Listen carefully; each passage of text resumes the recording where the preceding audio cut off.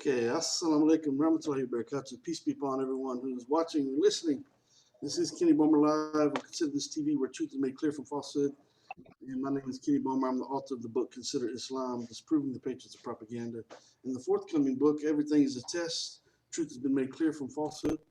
And we're going to be discussing, well, actually, we're opening up the panel today to answer questions about Islam. So this show is titled Ask a Muslim. So I've sent a number of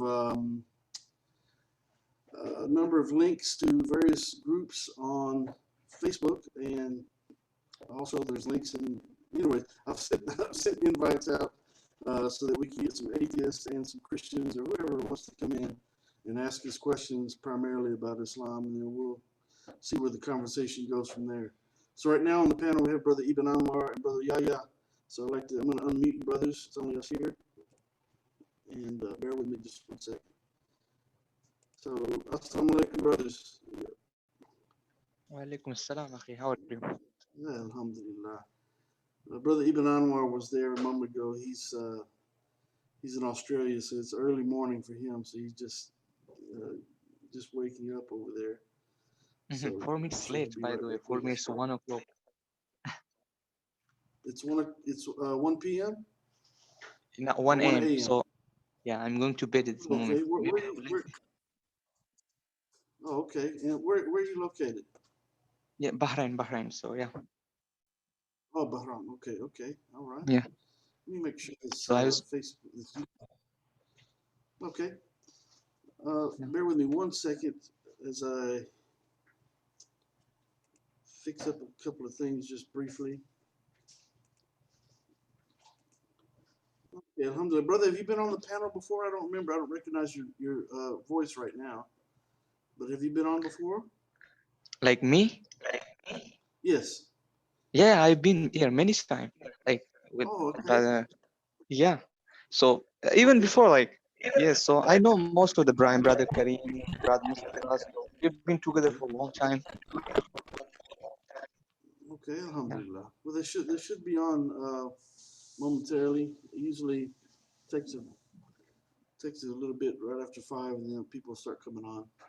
But once again, for anyone who's listening right now, we're actually opening up the panel to answer questions about Islam. So whatever your questions are, we're trying to answer those questions, break down misconceptions and misunderstandings about Islam. And so we do welcome your questions, as long as you present the questions in a respectful manner. As a matter of fact, with that being said, let me just briefly show the platform rules, because this is very important, so that we can engage in meaningful conversation and dialogue. So, first and foremost, no obscene or disrespectful videos, images, speech, or text. And obviously, in the heat of a discussion, sometimes things are said that probably are better off not said. Allah does tell us in the Quran to invite to the way of your Lord with wisdom and kind words, and argue with them in ways that are best and most gracious. If we don't follow that guidance, then obviously people aren't going to listen to anything that we have to say. They automatically shut us off, right? And so, no matter what your belief is, that's fine. Everyone's welcome to have their own belief, but we need to be respectful to one another. So the second rule is, if you're going to participate in the dialogues, then a mic is obviously necessary.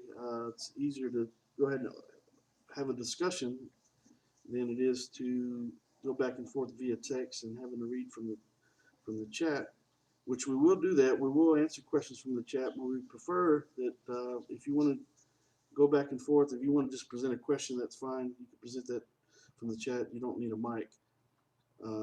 Obviously, if you're just here to listen, you don't need a mic. But once again, if you're going to ask questions and you want to get into a debate type scenario, then we do request that you turn on your microphone if you have one and engage us in actual conversation instead of us having to read back and forth via text. I personally do not like debating via text, and so everyone who is listening, I have a lot of people who antagonize me on Facebook because I don't want to engage in debate via Facebook, going back and forth, typing up long responses that people don't take seriously, don't even take time to read most of the time, or so it seems. And so, what's the point of typing up these long responses and addressing the same issue over and over again when we can come to a platform such as this and have an actual dialogue and speak to one another and try to do so in a decent and a meaningful way? So, obviously, the third uh, rule is please do not interrupt anyone in a moderated discussion. Sometimes the panel is just open or we're just talking back and forth. If it's two people talking about it back and forth uh, about a particular topic, there's really no need to set a timer. But in the event that it gets to be too many people and we want to try to engage as many people as possible, then at that point we will set a timer so that we can discuss a variety of different topics and allow numerous people to speak, actually. And so, in regards to interrupting, sometimes in the course of the conversation, where obviously we want to get in and say what we want to say, and so we interrupt one another sometimes. So don't get your feelings hurt if that happens, but we try to limit that. And during a moderated discussion, obviously the only person who's allowed to speak is the one who is under the two limit. Usually we've been doing 2 minute increments as of late, sometimes 1 minute. But whoever's whoever's time it is to speak, we don't want to interrupt those people, whoever's speaking. So the fourth is please do not impersonate someone else. Don't come on under a different false name, try to hide your identity in order to try to sabotage the discussion. As a prime example, someone's coming on right now, trying to come on as David Wood, and I doubt very seriously this is David Wood, um, but we'll see. So that being said, David Wood, how are you today? Hello, are you there? Ibn Anwar, I'm trying to turn you off mute. I don't know if you stepped away briefly or not. Brother Yahya, turned your mic on. David Wood has left the room. So who knows that is, but that's what a prime time for that particular rule to be mentioned. And brother Kenny, which you mentioned something beautiful. Like most of the time, as I've noticed, like our brother and Dawa, especially when they try to engage with people like via text, it's difficult. Most of the Christian, as you said, that they don't like. Maybe we should not get involved with them like in texting. The better we call them on Zoom and see, at least we can talk with them on call, so at least we can get our point through. And Yeah, most of the time on text, it's waste of time. We are wasting precious time. Like they don't like they copy and paste. They're not like they don't read what we are writing. Even it's right. better to just bring them here and at least they don't run. Even if they copy, let them copy, because in this way you're having a like discussion. We can understand each other. They don't know where to run, so Yeah, it's a better way that's to do right. it rather than texting. Yeah. Yeah, I totally agree. I always encourage people to be readers instead of repeaters. What we find on in those, in the Facebook groups where they want to engage in debate, we find that a lot of people, I call it copy and paste land, because what people are doing is just going to Islamophobic websites or whatever, and they just copy and pasting things that they've seen in order to try to attack Islam. And then when you try to respond and break it all down and try to explain it, spend a lot of time doing so, they simply they're not they're not really paying attention. They don't really care what you're saying. They've already made a lot of time. Some people do, but most of them, it seems that they've had their minds made up, and so they're just simply um, going to ignore anything that you say, anyways. So what I found myself doing over a period of time is answering the same questions over and over and over again, and it's just a complete and entire and utter waste of time. Yeah. Uh, but the other thing is these same people that do all the talking in the groups, they don't want to come on a platform like this. They Hmm. feel they feel more secure, I guess, in copy and paste land, where they can copy and paste the arguments, and they don't actually want to engage in a conversation. But these same Yeah. people over and over and over again on a daily basis, uh, they're sending comments and trying to get me to engage in debate via text, and that's just a waste of time. So we can come Even here. for example, Go ahead, I've brother. met people. If they present their argument, just tell them, if you're interested, let's have a discussion. Like let's have a video chat, and at least we are talking rather than wasting our time. Even if I write this kind of long text, it would take me 1 hour. If we do it, it would take me 5 minutes. We can speak and we can get our points in a beautiful way. But yeah, Absolutely. but, yeah. Yeah, and Even then for on top of and that, even uh, go ahead, brother. yeah, sure. If you're talking okay, when talking with them, because when they bring the argument and when you ask them the context or even like what they're bringing, they don't know anything. So that's the reason they just like want you to stay behind their keyboard so that we can't catch them. Like this is what I've noticed. Like most of the like Christian they do, most even atheists. So they just go and copy this argument, bring them. But when you ask them what's the background, why you're bringing it, they're like dumb found on Yeah, this point. yeah, yeah. Yeah, most are just, they've been affected by propaganda in the media. That's why I wrote the book right here behind me that's posted there. Consider Islam, trying to break down the misconceptions and misunderstandings. People have just simply been influenced by the propaganda that's used to attack Islam. Can you hear me clearly, brother? I'm getting an indication over here that says my mic. No, your sound is clear. Fine. Okay, great. Alhamdulillah. Yeah. So, my intent with the book was to break down all, the misconceptions and misunderstandings that people have, and you know, the Islamophobia is crazy. It's they simply latch onto these 30-second sound bites or things they see in the media, see the things they see online, and they draw their conclusions from that. And so obviously, it's our objective as Muslims to try to utilize our time to break down those misconceptions and misunderstandings. That's the purpose of this particular show here today, to invite the questions, and we'll try to answer these questions, however hard, however difficult the question is, whatever the question is. We'll try to find an answer for it, and if we can't, then we'll find someone who can. And you know, doing it all for the sake of Allah, trying to share the truth and the beauty. So we have Brother Kareem coming in. Brother Ibn Anwar, you must have stepped away, probably getting some breakfast. I see those meals that you make on a daily basis that you post. They look delightful. So let's let Brother Kareem come in.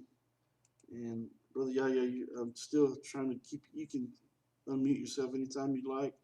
I have you unmuted. Yeah, And Karim is here. I was yeah, trying to take Karim to come. alhamdulillah. Assalamu alaikum. Alaikum salam. Walaikum assalam. How are you? Can you hear me? Yes. Once again, you're a little bit loud, but we can hear you just fine. Hold on. You doing All okay? right. Give me a sec.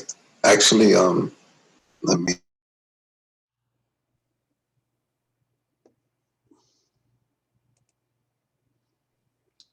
So, And, and so brother, when like there are like lots of Christians, they're calling out for discussion and they're trying to debate Muslim, they're challenging us. But when they have a platform, we are inviting them. No one is showing up. yeah. Well, we've had this. I haven't been here the last 2 days because yesterday I had a severe headache all day. So pretty much I just tried to relax yesterday. I don't know if it was a tension headache or what it was, stress or I don't know. But I had a bad headache all day yesterday. And anyway, so uh, there's someone else coming in, Brother Faisal. But yes, but we've had a Christian on the panel late as of late, Michael. Assalamu alaikum, Brother Faisal and Brother Kareem. I'm trying to keep everyone off of mute for the time being. Let me unmute everyone.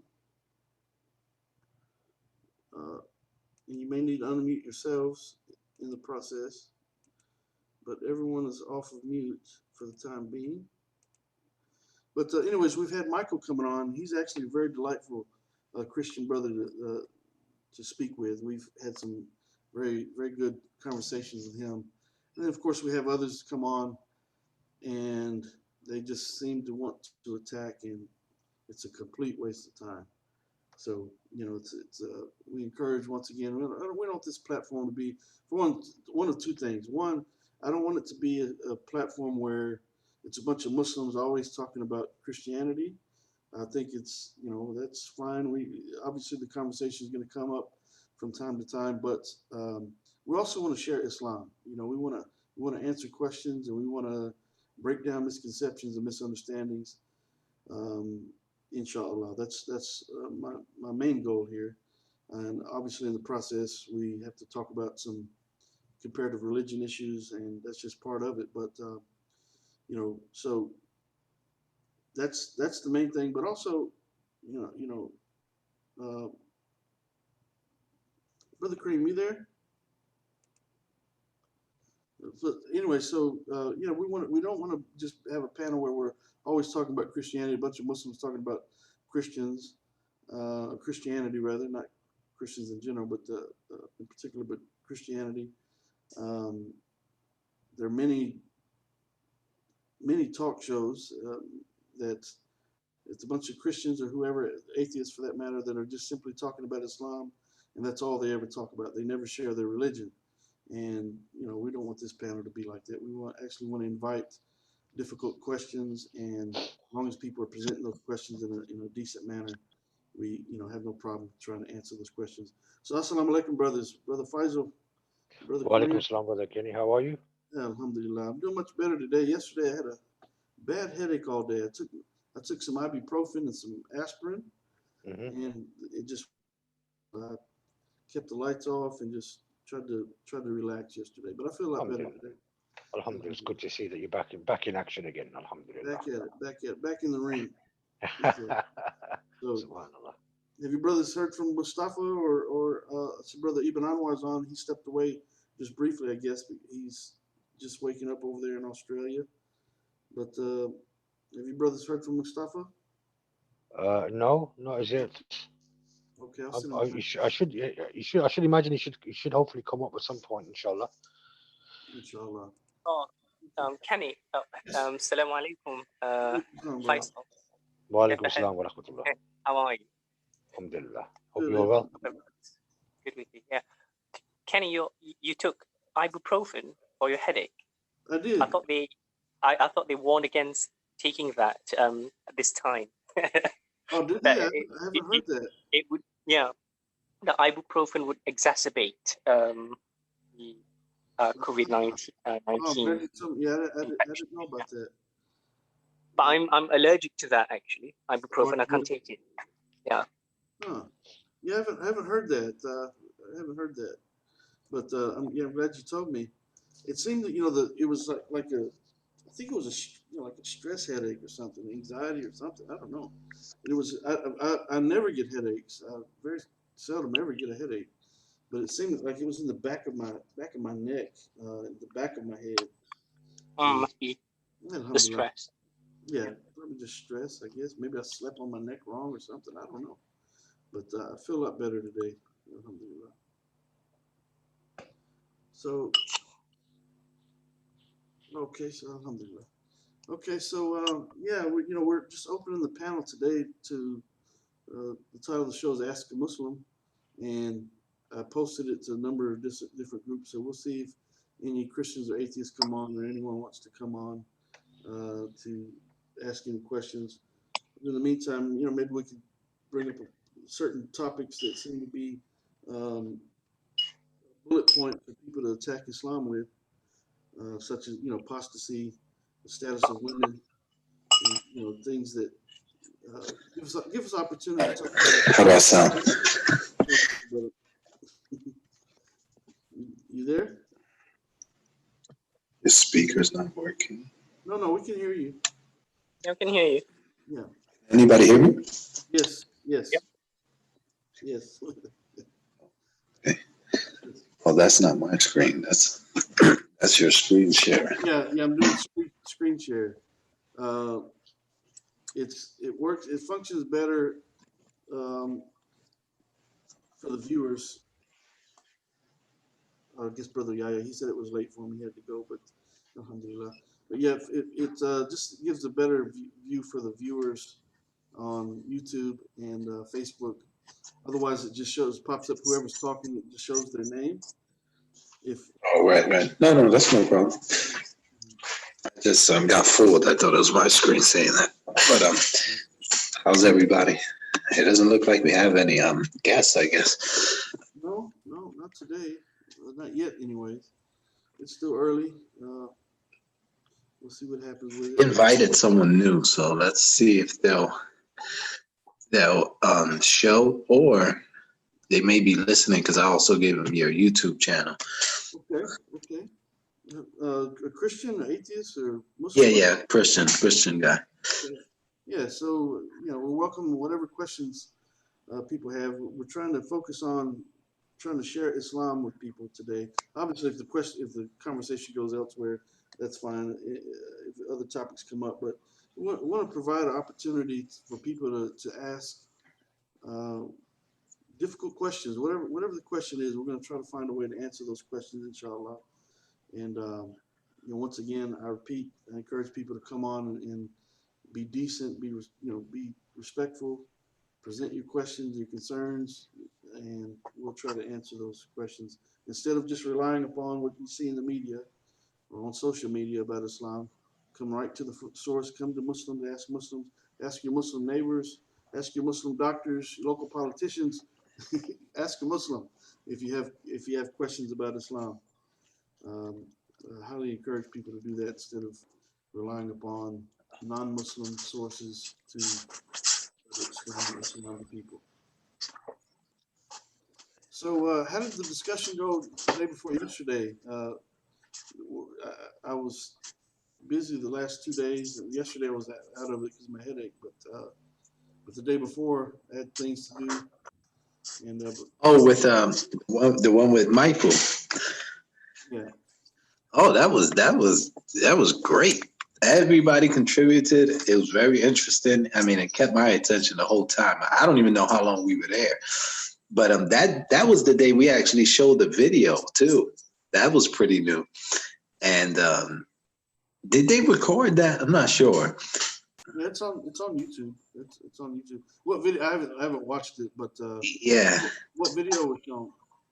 Now that I recall, because I forgot all about that. Because we have so many, reoccurring shows. But we showed a recitation to Michael to kind of just get him familiar with because we talk about the Quran, but there is something to be said about it itself being read. I mean, it's not the way it is for, just for us to talk about it.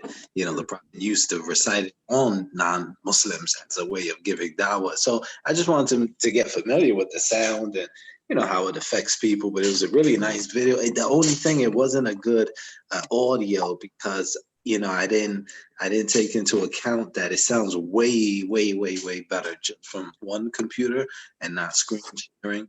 And I think other people had their mics on also. So, I did in the beginning, so I know I did for sure. But I shut mine off because I figured it would give an echo. But he seemed to enjoy it. Michael seemed to enjoy it, so yeah, well, I surely did. Yeah, a lot of people, when they hear it, they're intrigued by it. And some people, when they hear it, they don't even know what it is that they're hearing. They just they think it's just a song being played or whatever. Right. But most people, when they're intrigued by it. Even if they don't admit they're intrigued by it, there's a lot of people that are intrigued by it. That it's beautiful. Alhamdulillah. Yeah.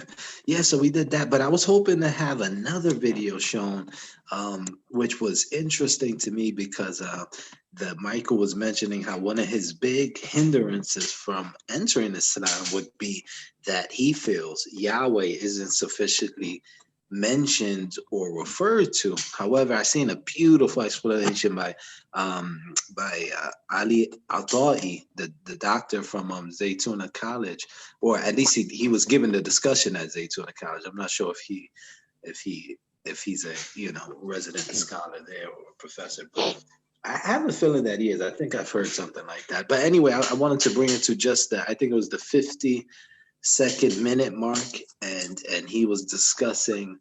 He was going into all three ancient languages at that point.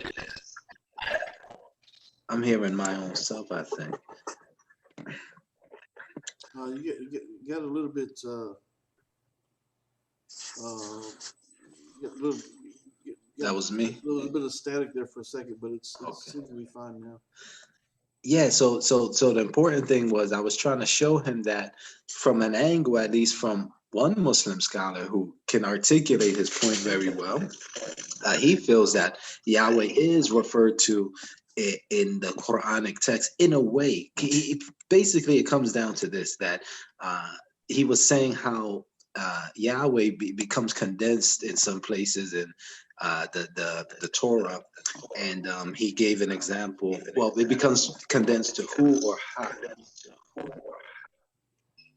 I'm hearing myself again.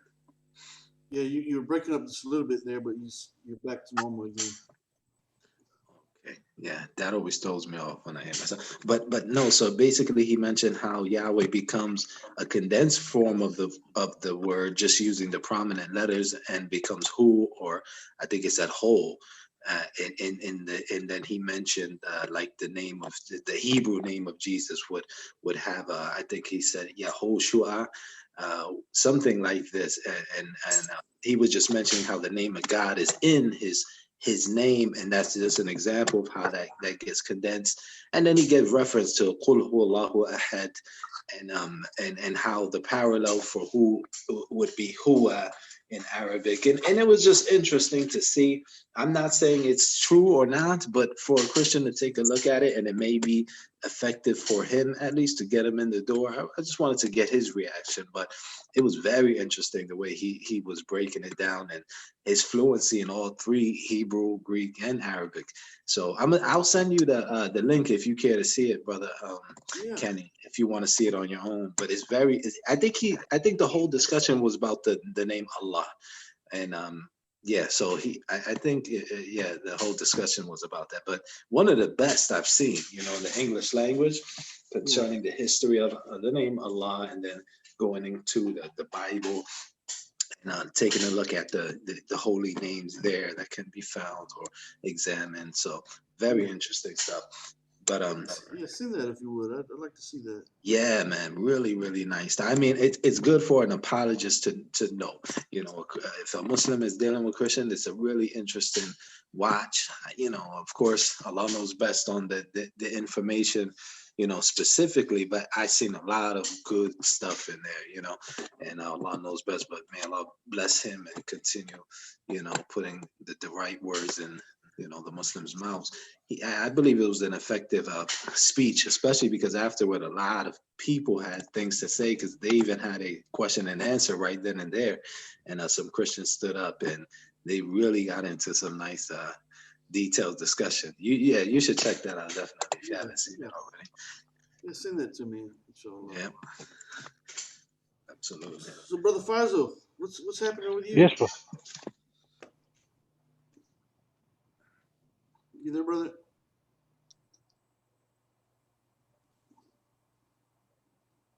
Are y'all there? Did I lose you?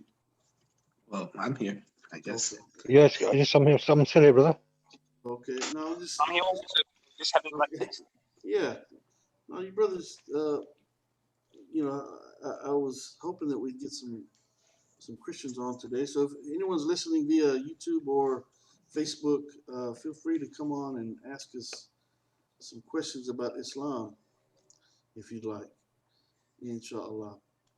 Inshallah. Also, Brother Kenny, what do you think about that as an idea for on the times where you may have an extra moment like this, where you can actually show, small, you got so many clips online of short debate segments, 4 or 5 minutes. We could take a look at them here. So the benefit of the audience that may be watching could watch it. And then after that, we can all give some commentary. It doesn't have to even be debates. It could really be anything that someone has in mind, and they can kind of send it to you, and you can screenshot it or screen share it.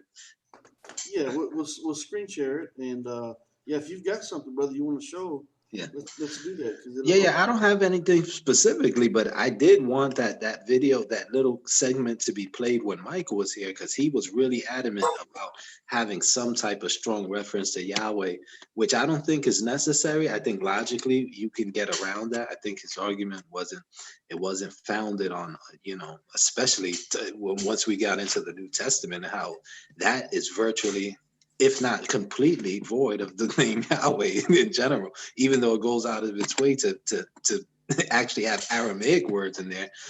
It's I don't know, but he really wanted something, and I found it interesting to at least get his reaction. So if you want to play it now, and then Yeah, yeah, let's Yeah, play we it. have actually discussed that particular topic with him a couple of times, gone into the history and everything. But yeah, he is quite adamant as to the viability of Tetragrammaton as the actual name of God. Although we have shown him that may not necessarily be the case historically. Talking about Michael, brother Ibn Anwar. yeah. Yeah, alhamdulillah. Yeah, so yes, if you have it via link, Kareem. Yeah, I'm gonna send it over, and you'll get it probably in about 2 minutes here. Okay, I'm gonna look okay. it up and then send it right over to your How long is that? Facebook. How Well, long the is that whole particular video? wow, the whole lecture, I'm not gonna lie. If it was 3 hours, I wouldn't be surprised. I think it's like 2 or an hour and a half, but I know exactly where he starts to kind of discuss that small segment, and it's a couple minutes long. But I think it's just be nice to get even your reaction to it if you haven't seen it already. Is it available Yeah. on YouTube, brother? Kareem? Yeah, yep. I'm gonna look it up now. Yeah, so I can have a look at it when I get time. Yeah, I'll probably watch it once I Yeah, get home yeah. after work later today.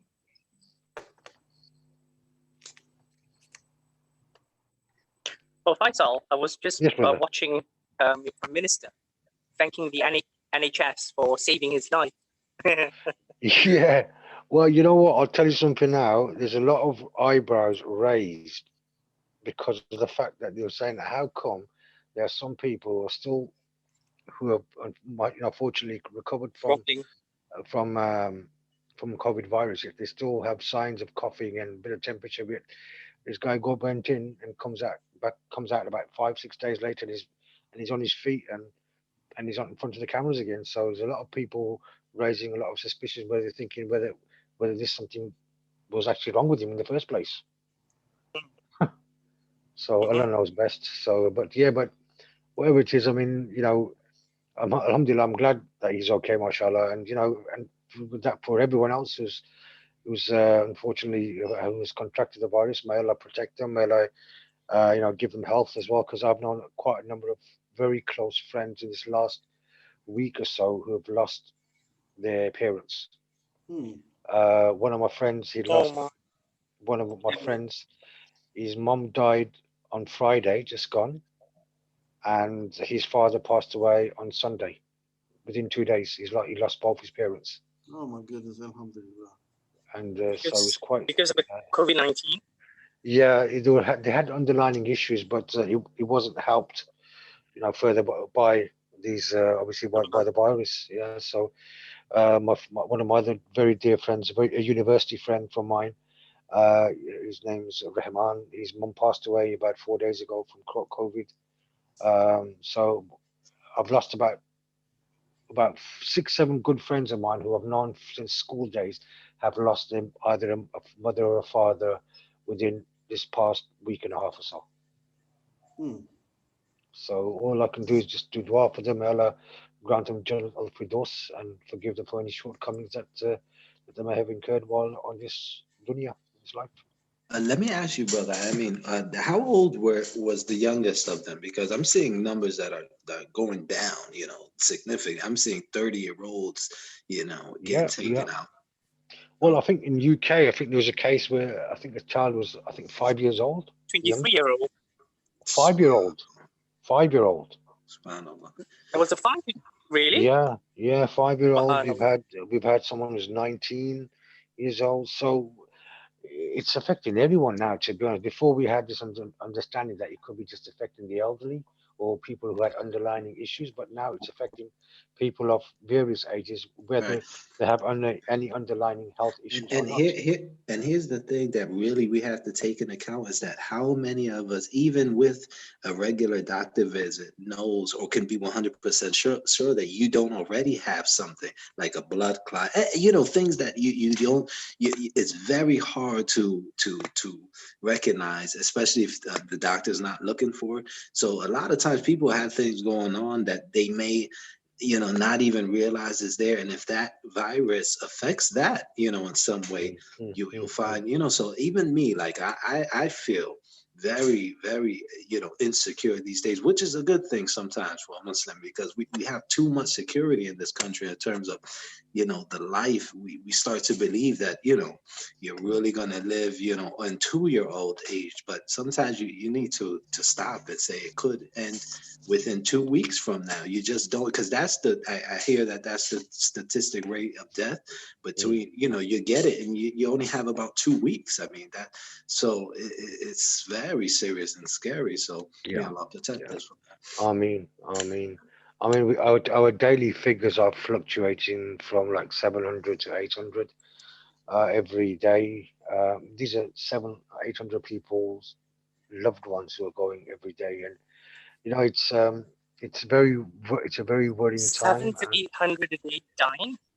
a day, Subhanallah. yeah, a day. I think today's figures were, I think, 778. I think, I'm not too sure, but it was in the 700s anyway. So every morning when you get up, you think, what are the figures going to be tonight, today? Are they going to be high or low? And but unfortunately, it's averaging around 700 to 800 a day. And Uh, even the way that the virus is killing people is grim in and of itself. Just the suffocation mm, process that happens. I don't want to get too deep into it on the platform, mm, but yeah, it's definitely we have to step up, all of us, and yeah, really plan for the worst but prepare for the best. If we do that, I think we'll benefit from the time, whether it's our time soon or not. yeah. Definitely. You Here, see, the here's worst thing is when the loved one go into the hospital, um, the family members are not allowed to visit them. Now, I've got an uncle who lives right opposite my house. He was taken in about 4 days ago, and no visitors are allowed. Yeah. Um, so basically, then you don't know when they go in whether you're whether that was the last time you're going to see them again. Because Right. I've known friends who live on my road. Unfortunately, his father passed away about 2 weeks ago, and he was in hospital for about 2 weeks, and they weren't allowed to visit him. And so basically, he died without any family members anywhere near him, Yeah. which is quite traumatic and very upsetting, especially for the loved ones. You see, and then Yes. even then, for this funeral, you're only allowed to have like 5, 6 people at the funeral, only the immediate family members. Wow. So, it's our hands are sort of tied. We can't do anything. We Yes. can't pay our Yes. respects. We can't go for the janaza. Anything. All we Yeah. can do is just do dua at home for them. just That's today, true. just today here in Houston, had a Muslim brother contact me. His wife has had some of her toes amputated. Matter of fact, she's a diabetic. She's in a wheelchair. She's had 8 of her toes amputated. And a couple of days ago, they contacted me and was saying that her feet were infected. And so now she's back in the hospital. He told me today that she's back in the hospital. She has to get uh, one of her big toes amputated, um, and she's got to go through the whole ordeal by herself. He can't be there with her. He can't Yeah. visit or anything like that. Yeah. So the virus has affected many people in a variety Everything. of ways, Right. Right. and In it's ways we don't perceive until we hear about them like that. and it's a mercy from Allah. It's hard for us to wrap our minds around it right now because people are dying, people are sick, people are losing. Uh, the financial situation is being placed in jeopardy. Homes are being placed in jeopardy. All these things, But Allah tells us, be sure we will test you with fear and hunger, the loss of lives and property, and the fruits of your labor. But we give glad tidings to those who patiently persevere, who say when affected with calamity, wa inna lillahi wa inna ilaihi raji'un. Now we come to him as our return. So it's a it's kind of it falls in إِنَّا line لِلَّهِ وَإِنَّا إِلَيْهِ راجعون. with the theme of my next book, and I'm not trying to plug the next book, but it's crucial and vital, that we recognize as Muslims, and we try to share this, because as Muslims we know the Prophet Muhammad SAW says the affairs of the believer are beautiful because when he is blessed, he's thankful to his Lord, and when calamity strikes, he's patient and returns to his Lord, right? And so each and every one of these things that we're discussing, anytime we hear about someone passing away, someone being stricken, all these things are a means for us to remember Allah. Brother Kareem just said it himself. Sometimes you got to stop and think. Wait a minute. People are dying within a 2-week period, and just in an instant, life is over with. It's over with, and it should be something that we absorb and we take in, and we you know we try to see the wisdom of Allah in the midst of it, in the midst of the difficulty. All the people that are being affected, all the prayers are being submitted, and we may obviously we can't fully understand the entire wisdom of Allah. We can't conceive it, but with all the different scenarios that we can come up with, everything that we can talk about, in the midst of it, people are realizing how vulnerable we are. People are realizing how precious life is, and people are, if they have any sense to them whatsoever, they're trying to love their loved ones better today than they did yesterday, and trying to appreciate the life that they have even more today than they did yesterday. And so it's hard for non-believers or atheist people who don't believe in a creator. It's hard for them to wrap their minds around the blessings that are involved in the midst of the calamity. But Allah says in the Quran, and He repeats it in order to stress the fact. He says, surely with every hardship there's ease, and repeats it again, surely with every hardship there's ease, trying to get mankind to realize and focus on the fact that in the midst of the calamity, in the midst of the difficulty, stop and reflect. Stop and think about all the blessings that you have in the midst of it. Be patient, fight through it, turn to Allah in prayer, and just be thankful for all the blessings that you have, even in the midst of the calamity. Right. Frank Anderson, how are you? Yeah, assalamu alaikum, brother. Make sure he's. Try to turn you off of mute. You may have to unmute yourself, brother Frank. All right. Assalamu alaikum wa barakatuh, brother. So can you hear me now? Walaikum assalam wa rahmatullah. وعليكم السلام ورحمة الله. Alhamdulillah. Yeah, I was just listening to you brothers discuss. Yeah, I mean, alhamdulillah, everything is all right. I mean, rushing to get medications nowadays a lot. Been getting a lot of calls from pharmacies. People are rushing to warehouses, and this lockdown is driving a lot of people crazy. Even I'm kind of getting sick and tired of staying in my room all the time. Yeah, but the best part of the day today was watching two Christians destroy one another. Where was that? Okay, it was in one of the groups. You're in it too, brother Kenny. It's I think it's Islam versus Christianity grand debate. So this one Christian, okay, I was supposed to go debate with him, and then another Christian comes, and I'm like, okay, you know what? I'm just gonna take a back seat and watch these two destroy themselves. That was like the best part, actually. What were they debating with one another? Yeah, I mean KJV, NIV, corruption, and all. I mean, okay. One of them was one of the Christian. He was like, keep your man-made trash. I'm gonna believe in the apostles' doctrine. I'm like, okay. I'm like saying, what else do you guys have to say to one another? Yeah, this guy is so annoying in that group. Oh my goodness. Okay, he was going a couple days ago. He was bugging me about the hubs and the warshan over and over, like even after multiple explanations. So much of explanation. This guy keeps on going in circles. I'm like, you know what?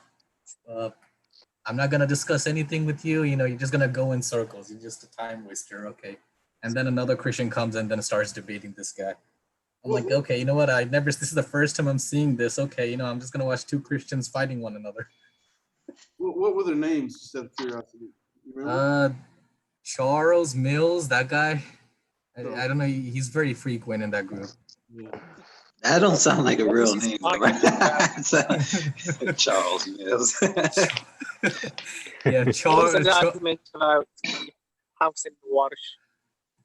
No, notice what's uh, his argument was okay. You guys have textual variants. Okay, the he brought up a verse from the Quran in Surah Al Imran, verse 146, where Allah subhanahu wa ta'ala is talking about the prophets fighting the Jews. And, you know, in the Hafs, it mentions qatala, which is fought. And his idea was like, okay, but in the war, she says qutila. So both of them mean different things. So qatala means fought, and qutila, that means were killed. And his argument was, okay, you see, there you go, you have a textual variant, therefore you have different meanings. And I'm like, you haven't given me the meaning, man. You gave me the translation. So what is the meaning? What is the interpretation of that verse? You're not giving me that. Like, okay. And then I'm like, did you know Hafs and Warsh are both Qira'at? They're not versions of the Quran. They're just the Qira'at. They're the Qira'at. Okay, the Quran is revealed in 7 ahruf. So I mean the same explanation over. Okay, what is a qira'at? What is an ahruf? And then, you know, no, this is not the difference of meaning. It comes from the original text. And if you're gonna be talking about the translation, okay, the meaning does not change whatsoever, because yes, it is true. The prophets did fight the Jews with the companions, and they were fought, and also they were killed as well. So there's no change in meaning. It's both are correct. Could I say something also with that? Listen, Yeah, yeah, go for it. you know what's so amazing about the seven different recitations, or at least even one. If you listen, if you ever get a chance to listen to one, especially if you if you're not expecting it, like when I went to when I first went to Morocco, I got that experience in the masajid over there, and I tell you, because I'm not used to it, the Quran hits you in another way. It's really amazing, the because there's slight differences in the elongations, especially, but they really, I don't know. It's just for me, it was amazing because it was like listening to the Quran afresh. And not saying that it's never afresh, but the style of the way I recite, and then the way I was listening to it there, it really just brought a whole new.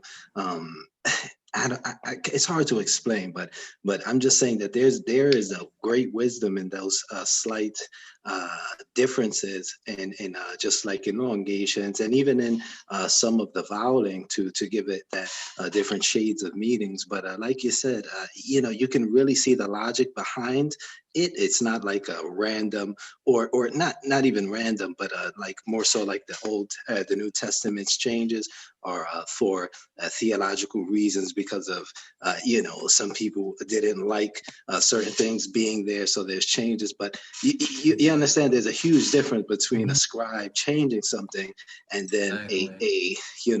a variation in the way you can say something to give another meaning, especially when the letters are still the same. It's just amazing, the whole thing to me, you know.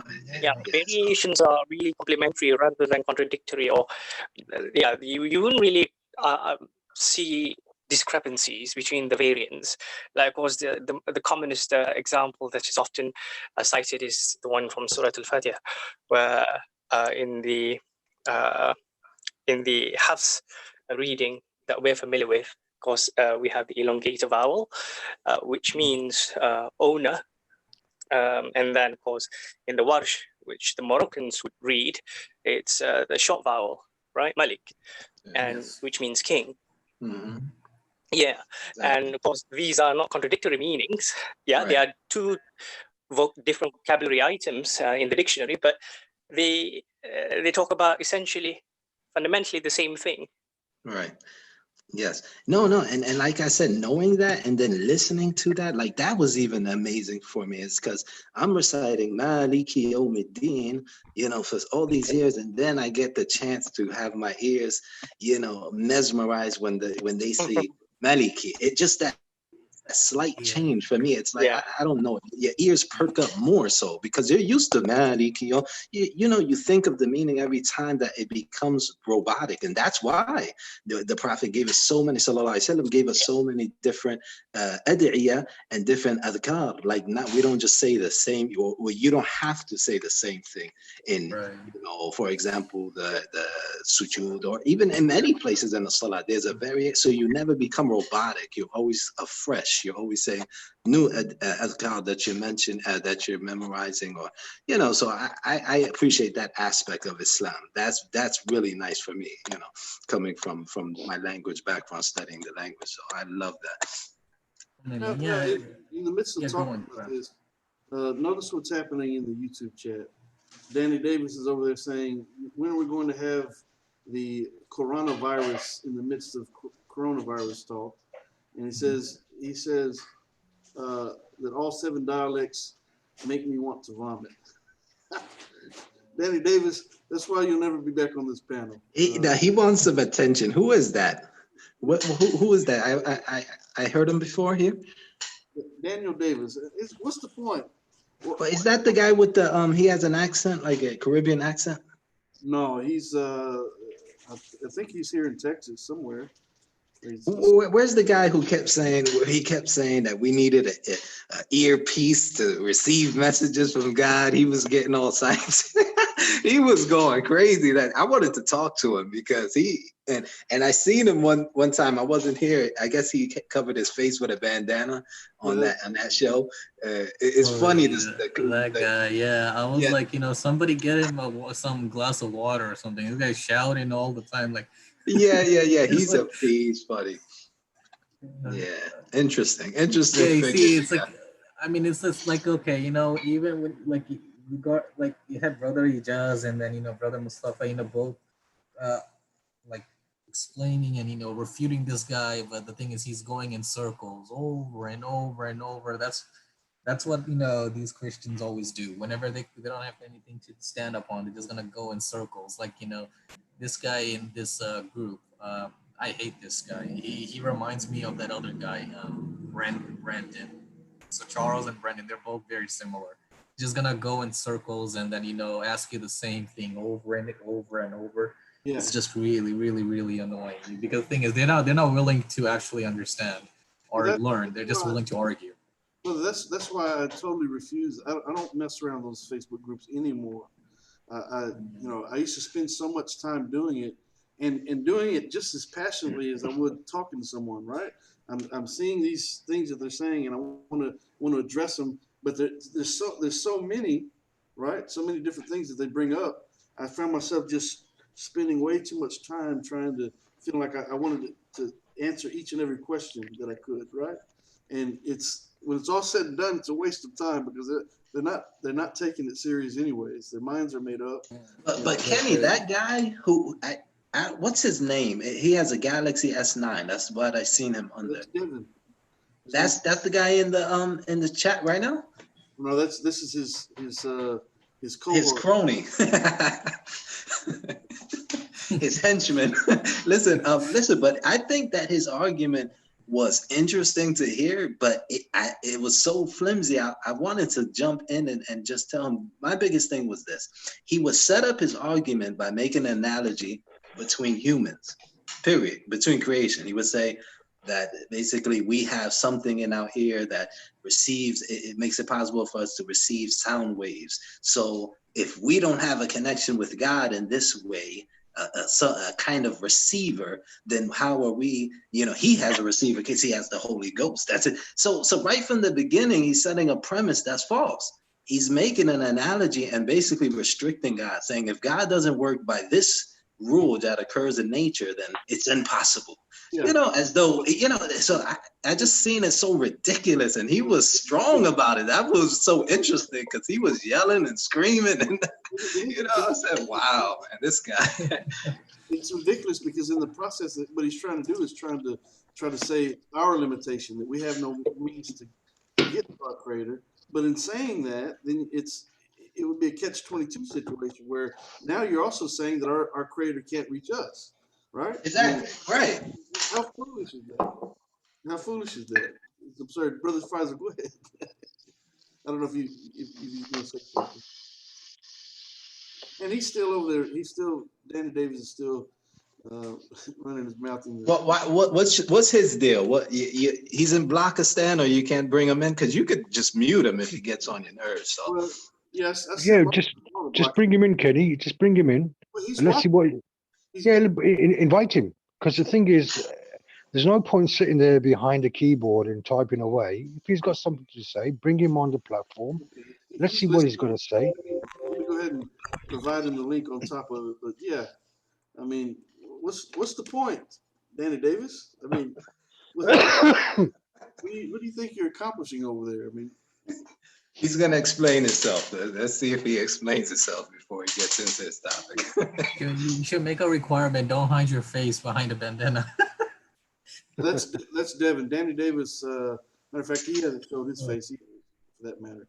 But let me get this and. Oh, okay, Devin. All right. Yeah, that guy.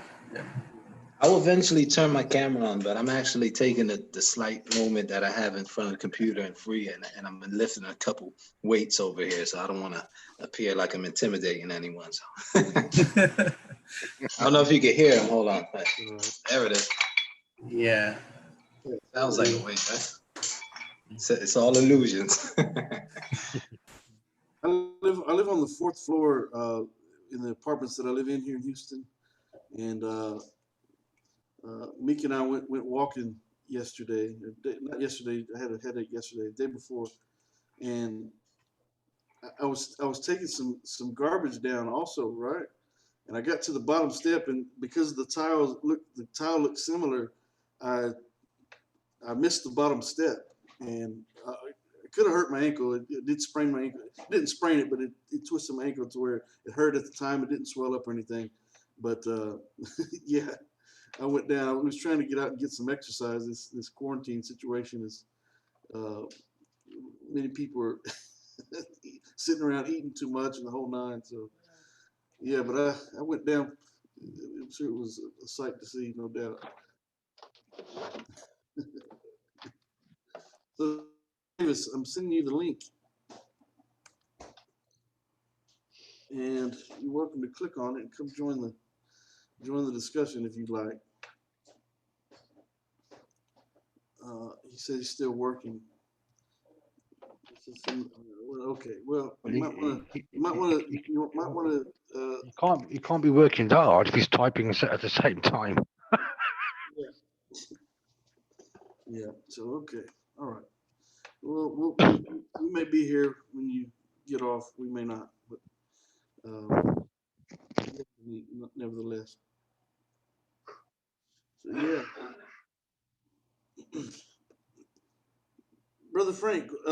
These people in these Facebook groups. Do you ever try to get them to engage in the actual conversation, or is it all just? Yeah.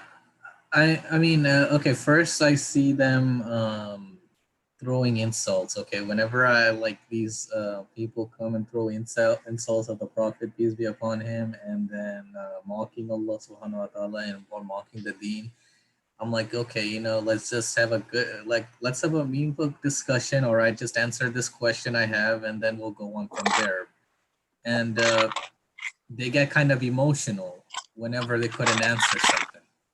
And then I'm like, oh, I just repeat the same question over and over again until I get an answer. I'm like, okay, if you're not going to engage, I mean, the thing is, you're throwing all these insults. What's the point of actually throwing all these insults? You're going to try inviting, if you want other people to accept Christianity, you're going to just, have people, you're just gonna be throwing insults, so people are gonna be accepting your faith. Come on, man. I mean, you even say to yourself, this is what the Christians claim. Okay, love your enemies. I'm like, so much for loving.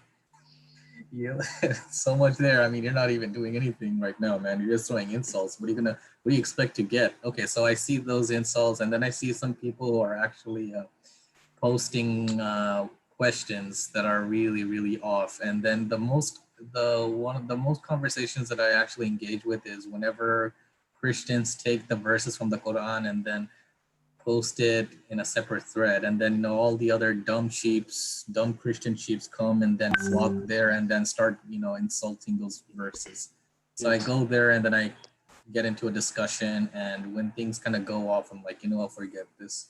I mean, there's no point whatsoever actually staying here and discussing. Yeah. Yeah, so mean, but it's very difficult. The thing is, whenever you see those kind of insults, especially towards the Prophet, peace be upon him, you just incline, you feel like, you got to say something. Yeah. It's like, Well, yeah, that's how I feel. Also, I want to address it, but it's, you know, I've, I don't know. I just got to a point where I was just like, this is useless. These people, they're not really engaging. Just very, very few anyway. I don't want to make a blanket generalization, but uh, the fact of the matter is, the vast majority, they could care less. right. They And then they they don't care. also, yeah, sorry. No, I'm just saying that they don't care what you say, how good your answer is. They Mhm. don't care. Their mind is Uh, you might as well just have them okay, think about that question for a bit. Like yesterday I was talking to several Christians. Okay, one of them was like, bro, accept my friend accept my friend request. I'm like, no, I mean, why don't we just discuss here? I don't want to accept any friend request from you, just let's just discuss it right here. And then he brings up Shia concepts. I mean, whenever, I don't know whether Christians actually understand what Shiism is. They bring up Shia concepts of muta. They're just gonna be bringing up that all the time. yeah, And I'm like, do you know? Okay, that's Shiism. And then this other guy, this famous Arab librarian, said, Quran has discrepancies. I'm like, who is this librarian? Like one of the scholars say that this is a Shia. That I mean, and this librarian, he's an Arab. Oh, he's an Arab, and he quoted this, that. Okay, that's my authority. I'm like, no, but there's no scholarly works on him. He doesn't even have any authority or any background whatsoever. yeah, This guy's nothing. So why are you quoting this guy? I mean, it's just not. And I'm like, oh, okay. Now I see where you're getting all your info from. You're getting it from Sam Shamoun or David Woods or other Islamophobes that are on answeringislam.org. They're just gonna be posting, copying and pasting whatever is from answeringislam.org and put it in the group. Like totally infect everything over there with this kind of nonsense. yeah, And this other group, the admin posted something weird. Okay, and then I engaged in a discussion, and she temporarily disabled me till this weekend, and it's just really what it kind of really disturbs me is you want to engage in a discussion, then okay, let's engage in a discussion. But the thing is, do not throw any lies or misquote whatever anyone is saying. Just say it exactly the way you ought to say it. Like for example, this morning I seen two Christians fighting one another too. I mean, it was like a brutal fight between both of them. So this guy Charles Mills, he tags me and then he's like, I said this and that, and I'm like, I go on that thread and I'm like, when did I say that? I said, why are these verses in the KJV but not in the NIV? Why is that the case? Why do you have KJV verses, some of them missing in the NIV? So for example, you don't see Acts 8:37 in NIV. You don't see Matthew 18, chapter 18, verse 11 in NIV. You even see 1 John 5:7, which is different from KJV and NIV. Why is that the case? This guy Charles Mills, he was saying something else. He was lying, and then obviously, and then you have another Christian coming in and he's like, Charles Mills, you never get tired of lying, so and so. And then they both get into a discussion. And I'm like, you know what? I'm just going to sit this out. I'm not going to butt in. I just want to see what these two people have to debate about. I want to see what they're going to talk about. Yeah, yeah, So I just leave the conversation after just typing 2 comments. That's it. yeah. Yeah, it's man, you waste so much time in those groups. Just I don't fool with it. Brother Kareem, I have Yes, this video. Dr. Alia Atai, yes. is that the video that you're talking about? Yeah, I sent two by mistake. I sent one that I Okay, thought was quite funny got the earlier, but second the you'll have second some link fun up. with. Yes, yes. The first one is karate. It's like karate imposters. It's too funny when you see Okay, people who don't really know it, and they actually have dojos. So you might see that later if you want. But yeah. So the doctor has a great talk there. If you would like, I can zero in. I think it's the 42nd minute mark that he starts to discuss Yahweh yeah, I've actually and the name Allah. And I'm right there. I'm at 46:15 right now. yeah, So, but then again, I may be mistaken, so don't kill me if he uh, goes in for like 5 minutes before he gets, because I'm not sure for sure. But yeah, all of it is interesting. I'll be honest. yeah. Okay, so let me see if let me try to let me share my screen and we'll try to play it. I'm at 46:15 right now, so we'll get to it. But let me share my screen. What I'm thinking is when it starts playing, let me know if you brothers can hear it because it may be if I turn the speaker on my laptop, then it may get feedback. But let me know if you can hear it. Let me go to it and see if you can hear it. Okay.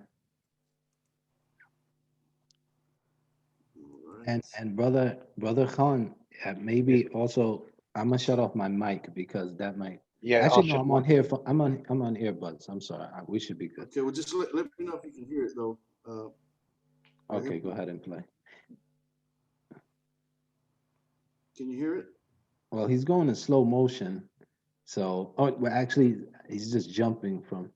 Is it playing smoothly on your side? Yeah. No, mine, I can't. Well, it seems you didn't take. Oh, there you go. In Okay, Arabic. now I can hear it. Anybody else? Yeah, I can hear it. Yeah, I could hear. قُلْ هُوَ اللَّهُ أَحَدٌ. Yeah, Right? this قُلْ, is a good place. imperative to the Prophet, like to all of us, say, He is God one. So grammarians, they try to identify what's happening here grammatically. So they say, huwa, this is the subject. This is called al-mubtada. And here, lafdun jalala, the expression of exaltation. This is the predicate, the khabar. And then ahad, there's an opinion that this is the permutative, an explanatory word of some sort, or that this is a second predicate. So hold on to that for a minute. I'll come back to it.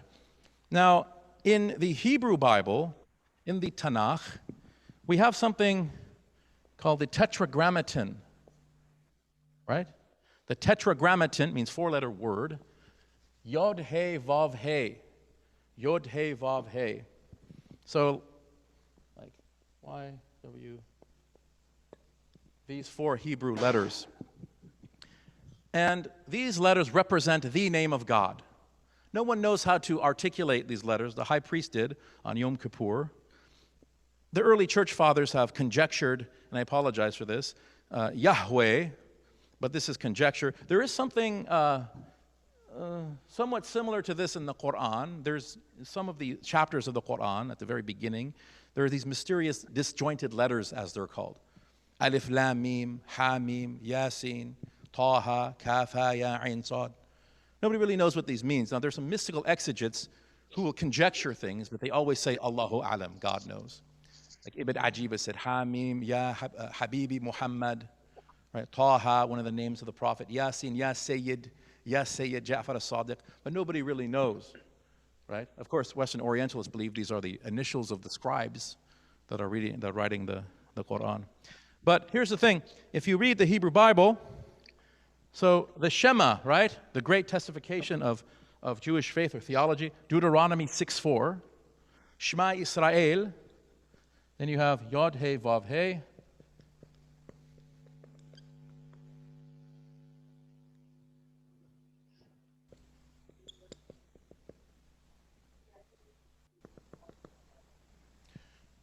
So here we have the Tetragrammaton. Here we have the Tetragrammaton, right? But Jewish scribes are not allowed to articulate this. It's the Shem HaMaforash. It's the name that's not to be articulated.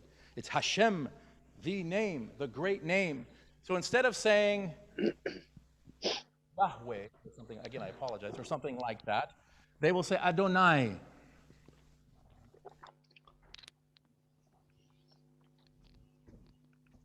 Adonai, whoops. Adonai with the comments here, right? Adonai Eloheinu, Adonai Echad. Adonai Eloheinu, Adonai Echad. Interestingly, in the Gospel of Mark, a Jewish scribe comes to Christ, and he says, what is the greatest commandment?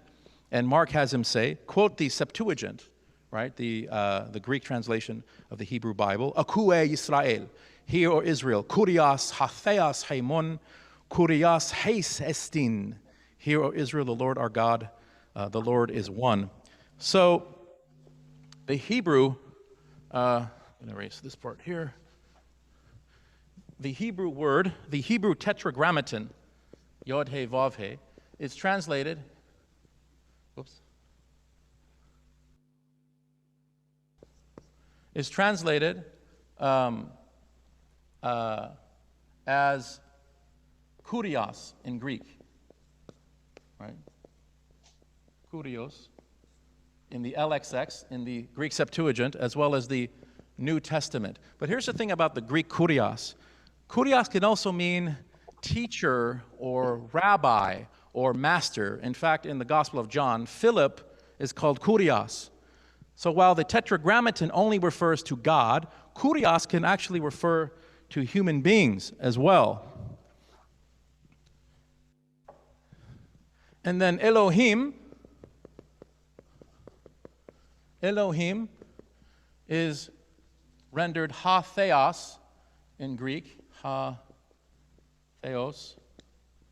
with the definite article, right?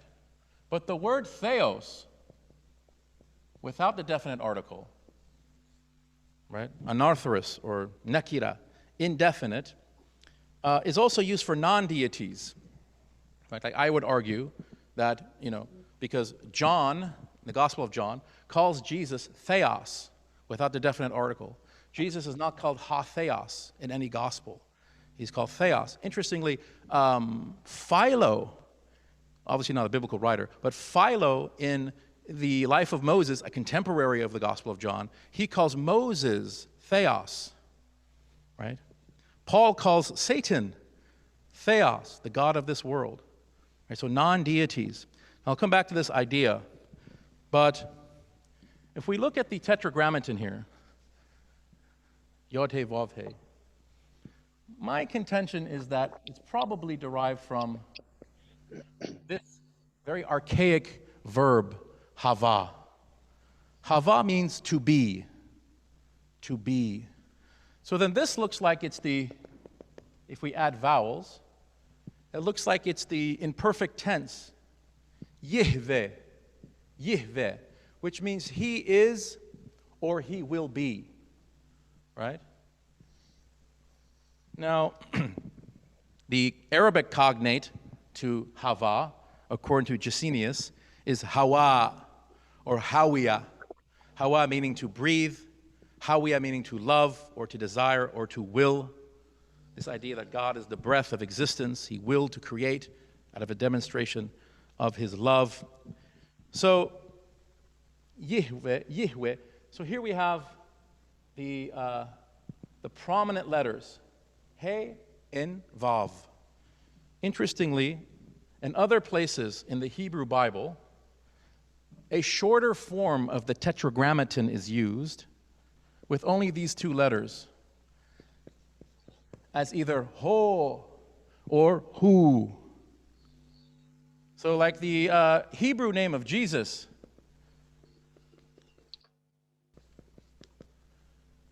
translated Jeshua,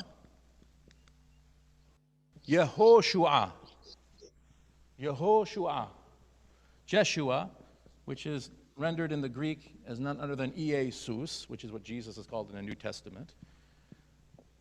the meaning of this, according to Gesenius, is saved by Ho, right? The name of one of the names of God, a shortened form of the Tetragrammaton. And of course, so I wrote these two letters in Arabic. You get this: Ha, Wow, Hua, Hua. So, come back to this idea. Now, as I said, Hava is very old. There's a Alhamdulillah. Very, very interesting. You brothers want me to keep playing it from there? I think that's sufficient for anyone to get their feet wet and get interested. When was this? Oh, 2016. Alhamdulillah. That's I mean, that's extremely valuable information. Yeah, definitely. Yes, Was indeed. he was just doing a lecture? Yeah, he's just doing a lecture. Yeah, he's doing a lecture Zaytun at college. You know, one of the funny things he said was he was talking about ale and that being like Israel, Jibrael, like all the names of these Hebrew names that have ale in them. That was one of the ways in Hebrew that of putting the suffix of God there, but or the I guess you would call it suffix, but then he says that so he was saying he kept saying ale and then he says he says L Ron Hubbard. He was like saying all of these high lofty names with the name of God, and then he and everyone started laughing. You know who L Ron Hubbard is, right? That's the one who basically well, no, he is the founder of Scientology. But so it was just a light moment. The way he said it was funny though, because no one expected him to say it as he's discussing these ancient Hebrew words. But no, so he really made it interesting throughout the whole thing. So I definitely I'll probably watch it again tonight, just watching that little bit there. Yeah, it's very interesting. Very, very. Absolutely, yes. Alhamdulillah. Yeah, Brother Yeah. Faisal, you there? Yes, but I'm still here. Okay, alhamdulillah. Are we gonna bring in the guy from the chat on YouTube? He said he's at work. He's still over there running his mouth to the YouTube. Oh, so wow, he's at work with this hatred. In fact, My gosh. I'm not sure.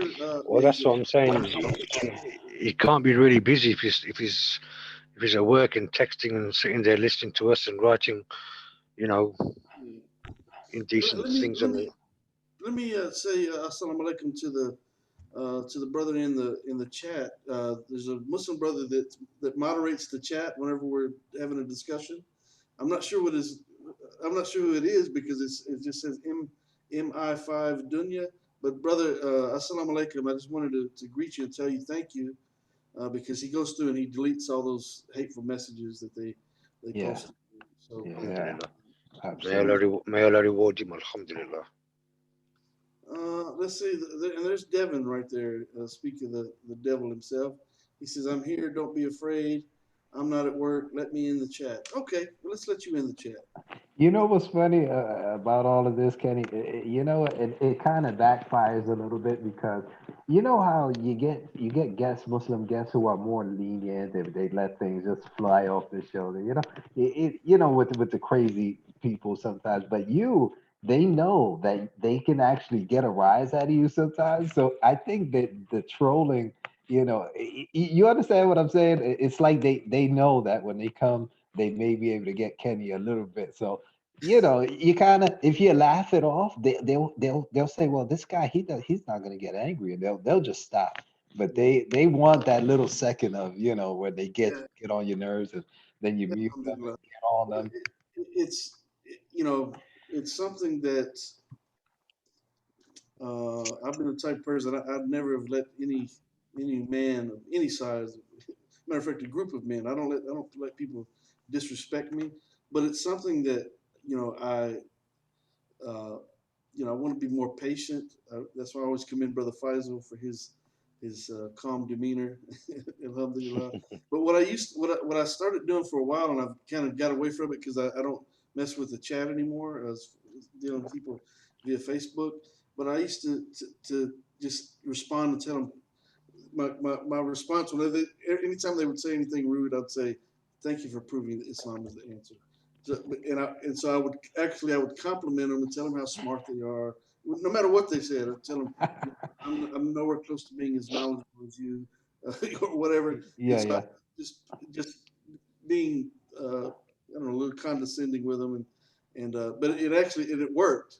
It actually worked. So let's let this guy in. Yeah, yeah. Let's see what he got to say. I'm not in a arguing mood anyway. So he's not gonna. He's But not gonna. you know what, Kenny, though, because I also share in your situation, and that happened recently where I couldn't handle a discussion with Christian Prince anymore. I had to block him and just I'm done with him. Yeah, It's the two brother. and a half hours on the phone, and he wouldn't let me speak, and I gave him 2.5 hours, and I was like, wow, man, we Well, went yeah. nowhere. So it's not just the show, brother. I'm contacted continuously. All right, via social media. I get so many messages on my website. It's not just here. It's it's it's nonstop. It's all day, every day. It's all a test from Allah. Yes. It's just to test my patience, and I've got to do a better job of just alhamdulillah, just let it go. Yeah, no problem. Inshallah. It's here. I guess he's here, Brother Jacob. That's his real name. Uh, it changes from one moment to the next, so it seems.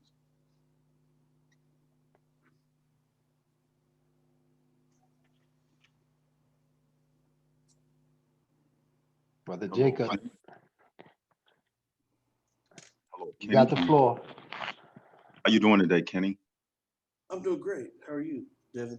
I'm doing good. Is Mustafa in the house tonight and Kareem? I want to speak to them. I want to ask them a question. I'm not going to raise my voice. I'm not going to get irate. I'm going to be very, sensible, like Okay. I've always been, but I'm just, reiterating it. So I don't want no excuses for you to mute me or put me out of the chat. So I want to speak to Kareem. Actually, I don't. Is Mustafa in the house tonight? No, my stuff is not on tonight. No. Okay. Not thus far anyway. Kareem, can you hear Yes, me? yes, sir. Can you hear me? Okay. I'm gonna ask you some questions and I want yes or no responses. Can we agree to that? No, no, no. We can't do yes or no's. Some questions just aren't yes or no's. Like, what's your mother's name? It's just something I can't answer with just a We're yes or no. introducing what's called in the debate world, a false dichotomy. We don't engage in false dichotomies, right? So can But we I'll get try to the best of my ability to keep it okay, short. okay. Can we agree to that? Okay. Now, let me ask you, I'm gonna start out asking you some questions. Right. Now, Kareem, are you listening? Yes, sir. Okay, Kareem, is the Quran an attribute of Allah? First of all, are the attributes of Allah created or uncreated? Yes or no, Kareem? He said yes or no. And to be honest, before we get into the question, and this is only the first one, so just let me ask you a question about the whole format. Will I get a chance to ask you questions too? We're on the subject of the attributes of Allah, and yes, you can ask me questions. I'm not afraid of any question that you have, but Right. we don't. When it's my turn to ask, can you decline any questions? Do you have the freedom to decline any of my questions?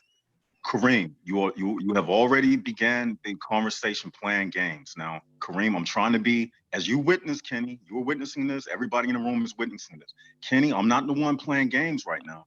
I'm asking you a simple question. Are the attributes of Allah created or uncreated? Brother Jacob, you can't handle 5 seconds of an introduction to the format. What's up, brother? It's easy. I'm just asking you when I can ask you questions. Do you have the freedom to deny or decline to answer any question? Will you and your or are I you will forced to try answer to each respond. one? Because I will, now, the now, reason why I say it is because, for example, if you and I want to shout out my brother Daniel. I know you're listening. Shout outs to brother Daniel. I think we lost you there for a second. But Devin, I think he's asking you a yes or no question as well, right? But Kenny, you see what's going on, Kenny. Kenny, you Let me always explain my point real quick. My point is this: if we're here, Kenny, I'm trying to be. You hear my voice, Kenny? I'm at a reasonable and everything. I'm being the one reasonable. wait, It's let me everybody. Thank you, Devin. can you mute in for a second because I'm trying to talk. Wait, can y'all hear me or what?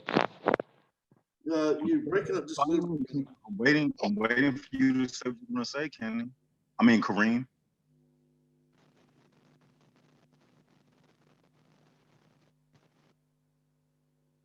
Hello, Kenny. What's going on? He's not saying anything. I don't know. Ask him. I have no clue. Kareem, I asked you a question.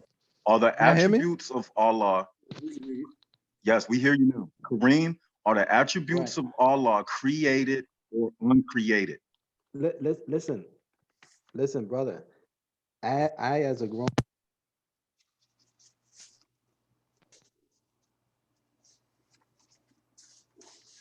I'm trying to guide you to Islam. So let's talk about why the Quran is a miracle and why you should believe in it. I don't get into all of those theological debates that have no I fruit don't want to talk in to it you. for I want to you. talk to Kenny. Can I talk to you then? He don't want to answer my question. Can I speak with you, Kenny? He's playing games because he already know that How he's am I about to be. playing games when I just asked you, will you have the freedom to decline any No, question? look, Kareem, either you're going to answer the question or there's no need for us to speak. No, I don't. You're It's not the afraid, just say question it. that's the problem. It's the topic. Ask me something about why my religion is the truth and you're on You falsehood. can't Let's tell talk about me. that. You can't tell me what I want to ask you. Right, I'm but the I can guest. decline, and that's why I brought it up. So I'm If you want declining to a fruitless decline, question. I can move on. Is any other Right. Muslim in the house that would like to address? And look, when someone else starts to address my question, Kenny, can you make sure that Kareem has no comments on my question? Because I'm gonna ask somebody else since he didn't want to answer No, my question. absolutely. I don't have no power to stop you, but I'm saying for Okay, me, it's a fruitless medieval well, discussion if that you has want to no fruit believe in it that, for you as a person going to hell. don't. So But you need to please, pay Let's attention Kareem, to make it what's easy. more important. Let's you make it are easy, afraid, man. Devin. Just briefly. Kenny, can I speak to you then? I don't want to talk to Kareem no more. Can I speak to you, Kareem? I mean, He's only Kenny. here to argue. It's not like he's seeking truth Well, and No, let's. I'm had asking you to a question. start in from the I'm beginning. asking you a question. He's Okay. afraid of me because he knows my intelligence level from the last debate. So Let's he's talk about the topic. Let's talk about the topic. Why would you bring up that Quranic topic? because Are you I just someone texted me and told me that Kenny was on live.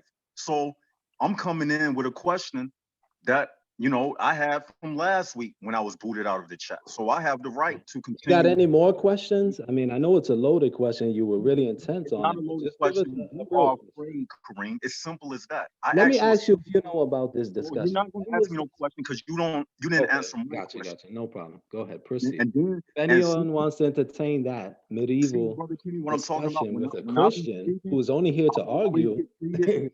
I always get treated unfairly, Kenny. Every time I come on your show, everybody else, if someone else would have asked him this question, he would have answered it. But he realizes that he is speaking to brother Jacob, and he I don't understands know my you. How do I intelligence level. realize who I'm speaking to?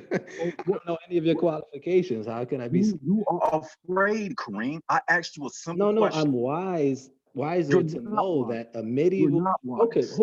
when did this discussion come about? Let's see if you even know, why I this asked you discussion a was simple relevant in the question, Middle Kareem. Ages. Kareem, I No, asked you a it's simple. you have no knowledge except what David Wood is gonna tell Okay, you for can you I speak to to have Khan? loaded Because he questions. just filibustering. Can I speak to Khan? Can I speak to Absolutely. Khan? Yes, you The can. Faisal, Don't say anything, Kareem. Kenny, can you make sure that Kareem doesn't say anything? I would appreciate that. Brother, Brother I'm not that Faisal, way. I'm a grown man. I'm not gonna Brother jump. Faisal, are you there? Please don't interrupt me, Kareem. Oh my God. Brother Faisal, are you there? Look, he sees it fruitless too. That's what I'm thinking. So it's fruitless because you're afraid. So now all of a sudden it's fruitless. No, but really, like, come here and try to convince me that your religion is true. Don't ask me It's fruitless. questions. Every discussion Gotta is not about is your religion true or not. right, but This we don't have question, time to the waste. But question that you're a I have, Christian and we're the trying to help question that you. I have, the question that I have will prove that Islam is not true. But you're too afraid to confront the question Okay, like explain it. a Instead of man. asking the You are question, afraid. explain your point if you can articulate it. Why Kenny, is Islam can you please false because of your point? Khan, Go ahead. can you put Khan into the discussion, Right, Kenny? Would you do right. that for me? See, To he be wants honest, to set up a question. That's why he, instead of articulating and giving a small presentation about why he thinks this point refutes Islam, he wants to set up loaded questions and go back. Go ahead and give your presentation, brother. yeah. I think it may be that Brother Faisal, uh,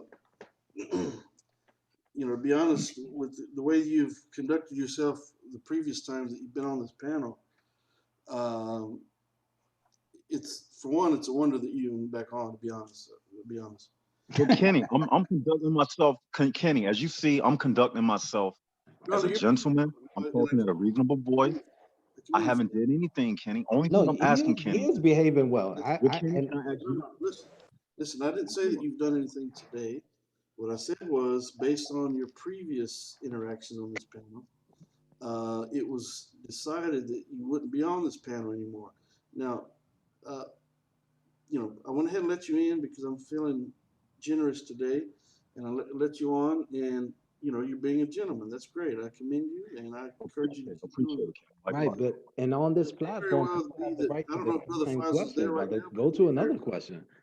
hold on. It may very well be that Brother Faisal doesn't want to engage you based on your previous, um, the way you acted previously, your previous conduct. So I don't know, Brother Faisal, are you there right now? Okay, how about this? How about this? Brother Kenny, I'm ignorant about the question that I'm asking Kareem. As a Okay. Muslim, he should enlighten me on my question concerning Islam. I Question. asked him a question. I said, Kareem, are the attributes of Allah created or uncreated? Right. I'm And let me ignorant ask you, about why did that question come to your mind? you don't ask a question. You don't do that with anybody else, Kareem. You don't Doctors do do that with that when anybody someone else. has a Well, Okay, I'll answer it then. The reason why the question came to my mind, Kareem, because I was interested to ask. okay, Okay. where did you see this the discussion? So now I asked that question. So now it's gonna lead to another question and then another question. You're doing everything except answering Because the I wouldn't answer anyone else, brother. To be honest, if a briefly. Christian came up to me in the street and asked Let me, me Kareem. answer I this would say briefly. this is Okay, not so important Kareem. for let me answer. you. Let's talk about other things. Kareem. You are Let me afraid. answer it briefly because Go ahead. it's a simple answer. I see, brother, he wants to find out the context of what you're getting at, but just quite simply, you can relate this to whoever you believe the creator is, right? So you could ask yourself the same question, and therefore you can make your own deduction from that. So someone I'm could just asking as Kenny, easily I'm ask, asking this question are the as an attributes outsider. are the attributes of Yahweh, are they created or uncreated? It's the same question. So what's your purpose for asking the question? What are you trying to get at? Yeah, it's like, why is he Okay, hiding Kenny. the All right, whole Kenny. argument? Okay, Kenny. Be a man and just say what Kenny. you got to say, bro. Don't ask questions, say All right, it. Kenny. Yeah. Kenny, I've noticed something that's taking place. Ever since I began listening in on your show, I've never seen you do this with another person, asking them, what is the purpose for you asking your question? I never seen nobody interrogated over and over about a question before the panel responds to the question that's being asked. Because But it's I not see that this sincere. is It's a going on loaded right now. question, brother. You know, No, the you reason know, why you're doing it, Kareem, stop. Just ask me why Kareem, Islam is the truth. I'll explain it no, to you. Kareem, That's Kareem, a Kareem. better question, way better, Kareem, and you more can't interesting. tell somebody what is a better question. That's Okay, subjective. let me ask you a question. Why No, no, is no, no, no, your no, no, no, religion no, the no. It truth? don't Go work ahead like and that. give It a don't work like that. presentation, It brother. don't work like that. I asked the question first. I'm the guest on the show. You are the Okay. panel. Let me And I answer You decline can't to tell as me participate. what the host of I the don't show. waste my Let me time answer with this. that. With Let me answer nobody, this Muslims or briefly. non-Muslims. Let me answer just briefly. Okay. So, um, he's afraid. well, I'm not afraid, and I don't think the brother's afraid. I think he's trying to implore Well, wisdom. actions speak louder than words. I Maybe mean, he's maybe not he's answering wiser the than I am, question. but I'm going to answer you from the standpoint that, as I mentioned, obviously our Creator has attributes that are part of His essence, right? So they make up who our Creator is. So these aren't created; these are part of who this being is, our Creator, right? Okay. Okay, This so same thing you could apply to Yahweh, and if you call God, if you call our Creator Yahweh, well, it's no different than from an Islamic standpoint. We know that Allah has revealed 99 names of Allah, which are His attributes, mhm, and those are part of His essence. So it's a part of who our Creator is, and you can apply that same logic to Yahweh. okay, okay. If you- Now, so- now, Kareem, you see what Kenny did? He was man enough. He didn't directly say yes or no, but okay, let me ask you, Kenny, to be fair. So basically, in so many words, you have answered my question, and you basically said no. The attributes of Allah are not created; they are uncreated. Am I getting you correct, Kenny? I didn't say that. What I said is that the attributes of Allah are a part of His essence. Okay, so His essence is uncreated, and So since His do you essence is believe that? uncreated, that means if His attributes are a part of His essence, which is uncreated, that means that His attributes are uncreated as well. Yeah, If am you I believe am I safe in saying that, Kenny? Yeah, let me clarify. So if you believe that Yahweh is all loving, for example, Mhm. if you believe Yahweh is all loving, I think you would agree that um, to be loving is just simply a an attribute Mhm. of our Creator. You Okay, believe so that Yahweh. mean the love couldn't exist without Allah, right? So that would mean that the attribute is uncreated, just like the all-loving God, because one can't exist without the other. You can't have all loving without Allah, and you can't have I think you would agree. Allah without all loving. So basically, you're saying in so many words that the attributes of Allah are uncreated. So Kareem, do you agree that the breakdown of Kenny is right and exact, so we can move forward to the next phase? Do Well, you let me agree All right, clarify. let me say this. Let me say this, right? that the attributes Listen, first of all, let me Allah go are back to your statement about him being more man than me. That was a cheap shot, and it's funny because I told you that to me it's fruitless and unwise to talk about this discussion when it's with a Christian who just wants to load up questions and not really be sincere. If you really wanted to be sincere and learn about this, brother, there's tons of information online. You would spend 24 hours reading about it and not asking What do you me. You're mean? just What do you trying to mean catch loaded? Muslims up. So let's talk about something fruitful, or you can continue with him. No, no, But I'm gonna continue because you are accusing me of something. You're talking about a loaded question. I asked one question, and in reality, if anybody is listening to this, they will see that you guys are making it more verbose But do than you what it have needs to to be. answer every question if the information is online? What if a crazy Kareem, man came up to you and wanted to debate you and then said, Kareem, "Hey, you're okay, not man enough to answer okay, me"? You would say, if you want okay, to know about Kareem. If that's Christianity, the read case, up then on it. I don't got to if that's sit the here and case, then debate you if on it. that's the case, then if that's the case, then I can use what you just said against you, Kareem. Because if you say that you can look it up online, that means any question you ask me about Christianity, I can say, well, Kareem, that's Ex- crazy. Just look it up online. I can say the same thing. Then what's the purpose of having a show and have people call in if you can just look up everything online? I mean, that's exactly what you just said. Okay, so let me ask you a question, Devin. Do you would you agree that Yahweh? I'm asking two questions, But but see, Kenny, your question is about to divert from what I called no, in it's for, not. Kenny. No, it's not. Because No, I was getting somewhere with well, my questions. I told you before okay, we even well, started that I had some questions okay. because I'm trying to get a concrete answer, and I believe you gave it, and I'm just trying to verify because I don't want to put words in your mouth. Well, So thank you for as an ignorant person to Islam, yeah. Okay, are so you I telling think me that the attributes of Allah are uncreated? I'm believing that's what you said, and I want to believe that's what you said. So to give me a final concrete answer, Kenny, are yeah. the attributes of Allah uncreated? It's simple, Kenny. Are they Said the uncreated? attributes of Allah are like the attributes of Yahweh. Isn't that a Right, good right. enough So answer? that's what I'm trying to get at. So you can act like I haven't answered your question. I've already answered your question, but quite So He's simply, okay, just mad he can't load up anymore no, after that. That's it. you're not allowing me to speak. So just let me speak for a second, and I'm going to take you off mute after you answer this one simple question. Do you agree, or do you believe that our Creator, by whatever name you want to call Him, our Creator is uh, omnipotent? He's has no beginning and no end. You agree with that? I'm sure, right?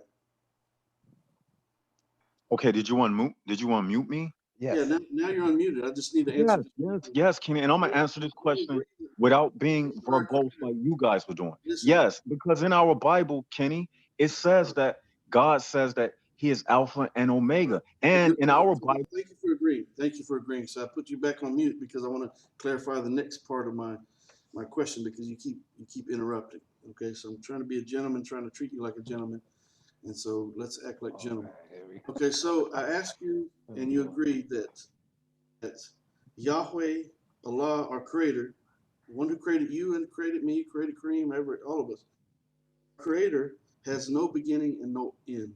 Okay, so therefore, the attributes that create the essence of who our Creator is, they have no beginning and they have no end. So they're not created just like our Creator. There's no the attributes of love, of kindness, of forgiveness. It's a part of what makes up the essence of our Creator. Do you agree with that? yes, Kenny, I Okay. agree, but I don't agree with you trying to sneak in um putting Yahweh and and Allah in the same category Well, because let me Yahweh let me tell is you what. known as Father. Okay. Okay. So See, I don't agree with that. okay. I Well, don't let agree me with tell that. you what. But I agree that the attributes of Okay. God are uncreated. And Okay. Great. you know, Okay. Thank you. now, Okay, just briefly. Let me tell you, I want you to, I don't want you to think that I'm trying to be sneaky or I'm doing anything underhanded. What I'm doing is I'm following what the Quran says. And if you notice the wisdom behind what the Quran says, Allah says in the Quran to to tell the Christians, tell the people, let's come to common terms between us and you that we worship none other than our Creator. Okay, so you believe that you worship, regardless of if you're a Trinitarian, Binitarian, whatever, you believe in one Creator. Okay, so what I'm trying to do is I'm trying to establish common terms. And so we got to find the common ground so that we can understand and relate to one another Right. and what we're talking about. Let me say something to him also before you put him off of you. Okay, two things Hold on, really quick. just bear with me one second. Okay. So let's find out what our common terms are right now. We both we believe we have a creator. We believe that our creator has no beginning and no end, and the attributes that make up the essence of our creator, like our creator, have no beginning and no end. They're just those attributes are a part of our creator's essence. And so I think we've agreed upon that. So go ahead, Kareem. Yeah, really quick. I want to respond because he said that he can also make a parallel with me asking Christian questions and they can just say, look it up online. Notice when I talk to Christian, it's always opinionated questions because I do agree with that premise that he said is true. We shouldn't ask questions just to load them up. But I'm always of the stance that when I ask, I say, what is your opinion? What is your reaction to this verse? I don't ask about theology just so you could teach it. I can read it online. I'm trying to get into brothers into their minds and understand why they believe. That's number one. Number two is Brother Jacob, before you get off of mute, every time he puts you on mute, I'm going to mute myself so you know it's not where he's not trying to be unfair. That's one. Number two, I want to remind you, last time you were here, I text Kenny on the side basically I sent him messages directly to him and I told him, give you my time last time you were here.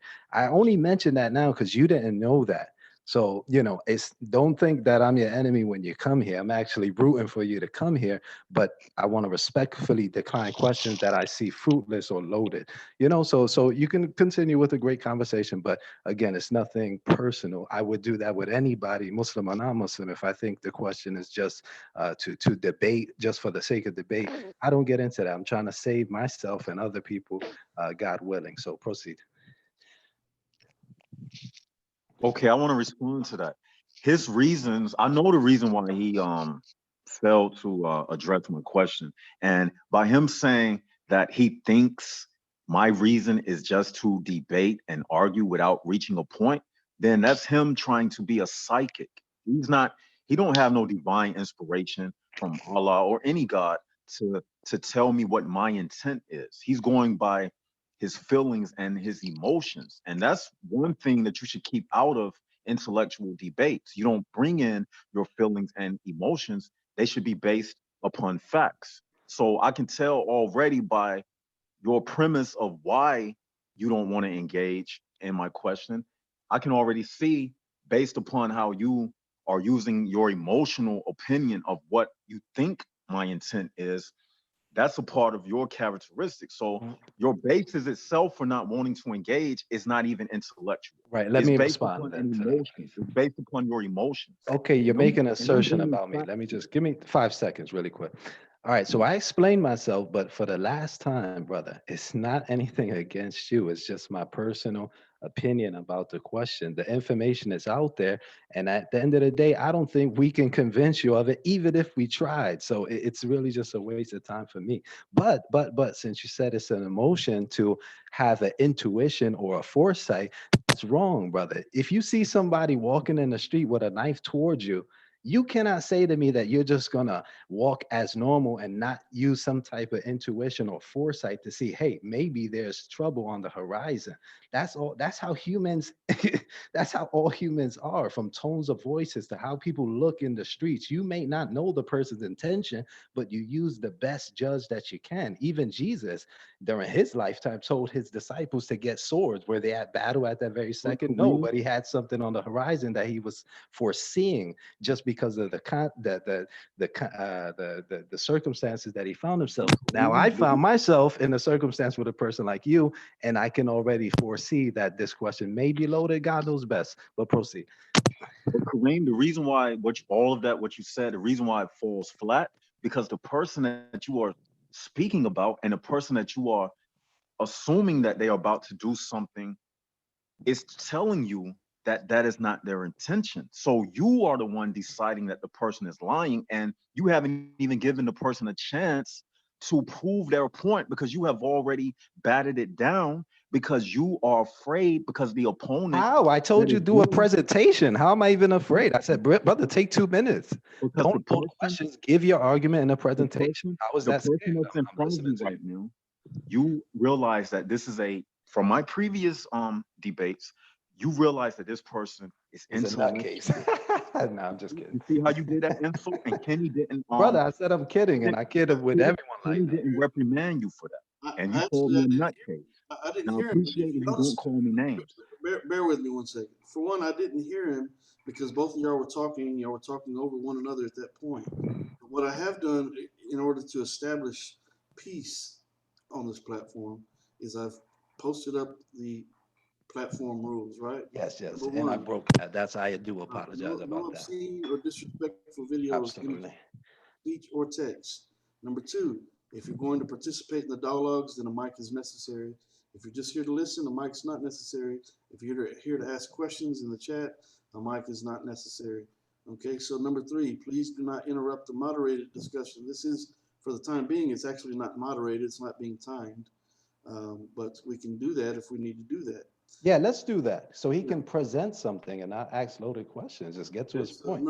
number four is please do not impersonate someone else. We had someone come in earlier named David Wood. Of course, there's probably a million David Woods in the world, so it's not a big deal. But someone came in under the name David Wood, and I doubt it was David Wood that we are aware of. And so it says breaking these rules can lead to being muted, placed in the waiting room, or removed altogether. Right now, we're having decent dialogue. Right, we're having very calm, mild-mannered discussion. Um, That is and correct. We're having a very intelligent dialogue, and I really appreciate it. okay, great. So I'm glad that the influence of this platform has caused you to realize that it's best to come in and engage in just decent conversation. So that's a blessing for all of us, inshallah. So let's proceed from there. Do you brothers want to go with 1 minute or 2 minutes? Yeah, give him We two can or go three with minutes to make a nice 2 minutes. presentation because he say we're scared of his argument. So I really want to hear it. Like, get to it. Don't ask loaded questions. Just say why you think this issue is, and I can do that with any issue. I can present what I think. So, without asking a million questions. So I'm Okay. And here. saying that before we get started, So Kenny, I'm a Kenny, moderator here. how do you? Bear with me. Bear with me 1 second. I'm gonna give you the first 2 minutes. But if at some point I feel like I want to engage, then I'm gonna let everyone know ahead of time that I'm going to engage, and and we'll proceed from there. Okay, so go ahead, Devin. You have 2 minutes. So Kenny, what do you want me to do with these 2 minutes right now? Well, I think Kareem is wanting you to establish the intent behind your question. What you have a point that you're trying to achieve. What he's not wanting to do is just like he mentioned, someone approaching you with a knife on the street. You don't want to allow provide that person who's trying to bring some kind of a damage to you. You don't want to provide them another weapon and give them a gun on top of the knife that they already have. So I think I think this is reasonable because you are a advocate of Christian Prince and those guys. Obviously, it's the brother's concern that you've gone to some other platform and have brought into this platform some type of argument that has been uh, utilized elsewhere, and so the brother's just trying to implore uh, wisdom and trying to say, hey, look, let's not do that. Let's not utilize arguments that have been made elsewhere. Let's come and ask sincere questions, and you'll get sincere answers. So I think he's just trying to get clarity on An what easy way he can make a presentation is just to imagine that you're sitting with one of your brother Christians and you were going to teach him this issue on how to defeat Muslims by way of this issue. So just break it down for us. Go ahead. 2 minutes. Go ahead. Yes, first, Brother Ken, I would like to start by saying that it sounds like on your mic, it's like going in and out, it's going into this like computer sound, and then my app, it kicked me out and then it started rebooting. I seen it on the screen again. So I just wanted to say that, could you find out what that technical issue is so everybody can hear me clearly? And I just had to say that can you please not take that out of my 2 minutes? That's just, for all of us, like, Yeah. so we can hear each other without Yeah. that computer noise. Okay. Yeah. Sure. It's just the internet. I can't. We're losing connection or whatever. It's crackling up. I can't do anything about that. I use AT&T here. It's the only provider that's available in this particular area where I live, and Mhm. I'm a little bit annoyed with AT&T, to be quite honest. So I can't really do anything about any internet issues. But go ahead. You have 2 minutes.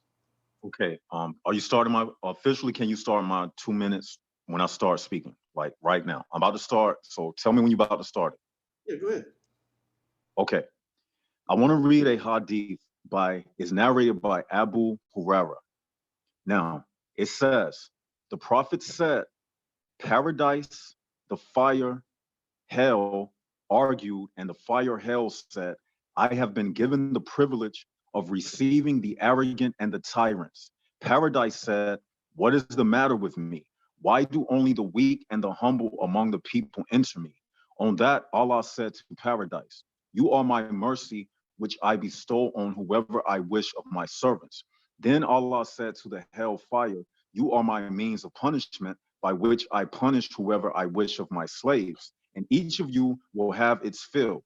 As for the fire hell, it will not be filled till Allah puts his foot over it, whereupon it will say, Kati Kati. At that time, it will be filled, and its different parts will come closer to each other, and Allah will not wrong any of his created beings. As regards paradise, Allah will create a new creation to fill with it. Now, in this hadith, we see a few problems. Okay. The first issue that we have with this hadith is paradise and hell is arguing. The first problem with this is paradise is personified with a consciousness. Hell is personified with a consciousness. So that's the first thing that pops out to me. The second thing is, how is paradise and hell even in close enough proximity with each other to be having a conversation with each other? The third thing is, as I asked in the beginning, I said, are the attributes of Allah created or uncreated? Okay, you guys agree that they are uncreated. Okay, boom. Now, when you look in the hadith, Yeah, you see. that's 2 minutes. So let us address that one point there, and then we'll proceed from there. Okay, that was 2 minute mark. Absolutely. Would you want to go in on that, or should I say something? I'll tell him because Allah subhanahu wa ta'ala says in Surah Al-Baqarah, ayah 26, so chapter 2, verse 26, and it says, Uh, yeah, it says, surely Allah does not shy away from using the parable of a mosquito or whatever is smaller. As for those believers, they notice from their Lord, and as for the disbelievers, they argue. What does God mean by such a parable? Through this test, He leaves many to astray and guides many. He leaves none astray except the rebellious, those who violate Allah's covenant after it has been confirmed, who break whatever ties Allah has ordered to be maintained and spread corruption in the land. It is they who are true losers. The reason I'm going to the Quran here, brother, is because um, you know I think you would agree that Isa, alayhi salatu wasalam, Isa, Jesus, peace be upon him, the son of Mary, that he's spoken parables. Okay, so I haven't read this hadith, and we know some hadith are obviously authentic, some are unauthentic. I don't know the status of this hadith. I don't know the chains of narration of this hadith. But what I do know is I can wrap my mind around the fact that I believe that the Prophet Muhammad sallam was talking in a parable in order to relate this message. I don't think it literally means that the heaven was speaking and hell was speaking, as though they're actual. I believe they're living entities. I believe they're living and existing, right? I mean, from the standpoint that, in the same way that the ocean is living, it's functioning, it has life within it, and all those things. But obviously, the ocean can't speak. Okay, but I believe the Prophet Muhammad sallallahu alaihi wasallam, without having addressed this, studied this hadith. I don't know anything about this particular hadith, but I believe that the Prophet Muhammad sallallahu alaihi wasallam is simply speaking in a parable in order to convey the message that he's trying to convey. Um, Kareem, do you want to say something about this? Yeah. Really quickly. If his issue is that Hey, these Kenny, crazy, are you Kareem, or are you letting him speak without being timed? We got to keep it. Yeah, yeah, time. speaking Yeah, time. that's fine. Go ahead, Kareem. All right. So how long do I have now? 2 minutes. So. We're going to start your time over because he interrupted. Okay. No, yeah. So really simply, I mean, you have to just understand these texts that are totally outside of this world when it discusses these types of issues. And you have to keep in mind that the general concept that we both share, and that is that God is limitless. If you're going to limit God in some way in terms of his creation, meaning if you're going to say he can't create a hell that could talk, then you limited God. So if you wanted to take it literally as a Muslim, you can and fall back on the concept that we all share and that God is limitless in what he creates. If he wanted to create a hell that could get up and walk around, then are you the one who's going to say he cannot do that? So if a Muslim wanted to take it literally, there will be no problem. And he can also take it as a simile, as the brother mentioned. And then for a Muslim, it's no problem either way. So, the concept is there. And if you're going to deny in some way that God is, or you're going to restrict God in some way, I mean, Christians are always vehement about saying how God is not restricted in any way. That's how he can enter into his creation. There are no restrictions on God and what he can do. If you're going to start restricting God, or restricting my concept of what God can do, then that's your problem. My God can do anything. If he wanted a hell that can talk to heaven while the vast distances between them, he's capable of doing that. And if you're going to restrict that, that's your problem. I give up the rest of my time. Okay, he gives up the rest of his time. How much time do he have left, Kenny? Because I can put that to my time. How much time do you have left? Well, he had 35 seconds, but I think I'll take his 35 seconds, and I want to read the tafsir from the translation by Ali Unal on the matter. It says, it says, the verse confirms once more the truth explained in note 10 above, which let me go to note 10 just briefly. Bear with me. Note 10. Let me go to note 10 because we want to make sure that we clarify this. And, uh, 1 second. Okay, so it says chronic statements, such as those about how God has increased them in disease, set a seal on their hearts and hearing, and left them to wander blindly, do not by any means signify that human beings have no willpower and therefore no responsibility for their acts of deviancy. Rather, such statements clarify the true nature of divine predetermination or destiny and human free will. Right? It says a person gets his or her deserts in recompense for his or her inclinations, thoughts, and actions. A person wills and acts, and God creates. Creating human deeds means giving external existence or reality to human will and human actions. The Quranic statements cited above mean that in response to people using their willpower in a certain direction and acting in that direction, Allah has given external or visible material existence to their intentions, choices, and actions. Having having confused human acting with divine creation, and thus wrongly supposed that there are two kinds of destiny, one for the cause and the other for the effect. The school of Jabiyya, the fatalists, denied human will, and while the school of the Mutazila, the rationalists, accorded creative effect to human will and agency, concluding that it is human beings who create their actions. So let me go back to this. So that was to clarify this point. All right. So once again, it says the verse confirms once more the truth explained in note 10 above. One of the principal reasons why Allah creates straying for someone, or why He leads straying, is transgression. The word translates fisk. Used as a term, it means deviating from what is true, going beyond the limit, and abandoning the path leading to the eternal life of happiness. Fisk originates in using the three principles, uh, the, pre, the three principal human drives or faculties, namely reason, lust, and anger, in the wrong way, a way that leads to demagogy, craftiness, hedonism, wrongdoing, and oppression. The next verse mentions the main reasons for unbelief, which is the greatest transgression. Um, bear with me one second.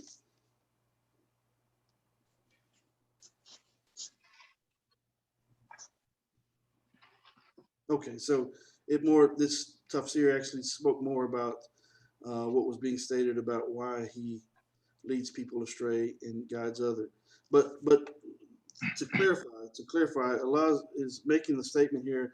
Allah does not disdain to strike any parable, that of something like a gnat or something greater or lower than that, right? And in the same way, matter of fact, actually, bear with me just 1 second.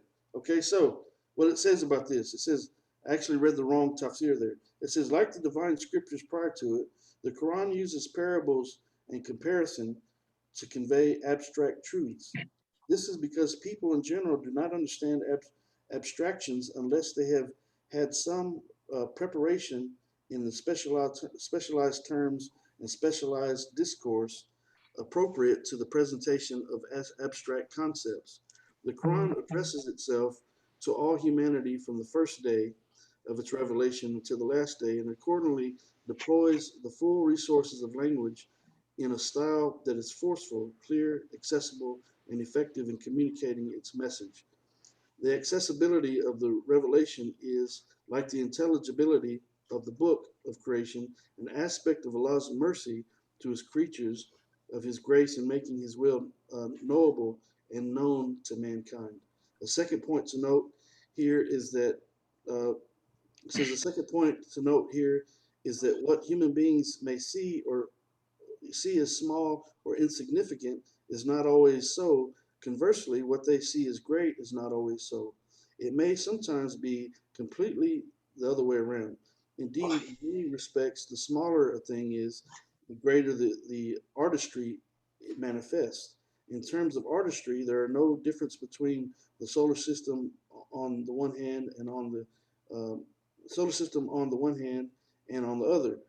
The eye of a gnat or the belly of a flea.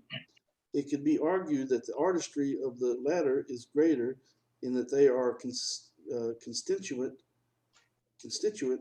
organs of living creatures. So with that being said, the reason that verse came to mind whenever you brought this issue up is because I'm one that believes that that particular hadith is just simply the Prophet Muhammad sallallahu alaihi wasallam using a parable in order to convey the message that he was trying to get across. A human being needs to be able to have something within them, within their mind that they can relate to, right? Something that's relatable. So I think you would agree that the ocean is alive once again.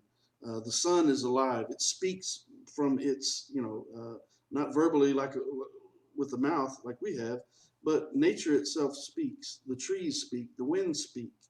And so I think the Prophet Muhammad sallallahu alaihi wasallam, without having studied this hadith, I think he's simply using a parable in order to explain what he was trying to explain.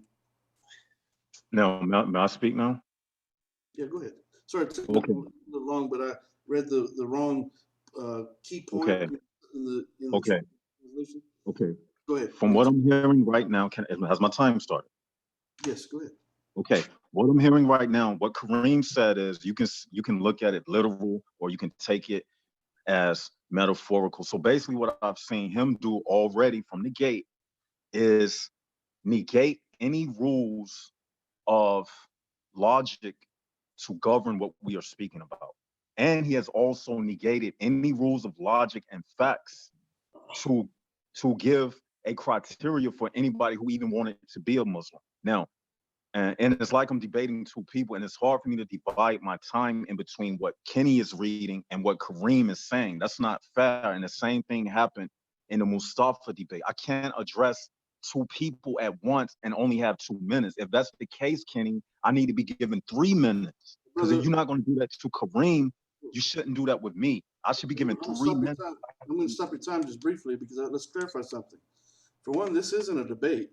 This is a platform where we're discussing issues, right? So the topic of today is Ask a Muslim.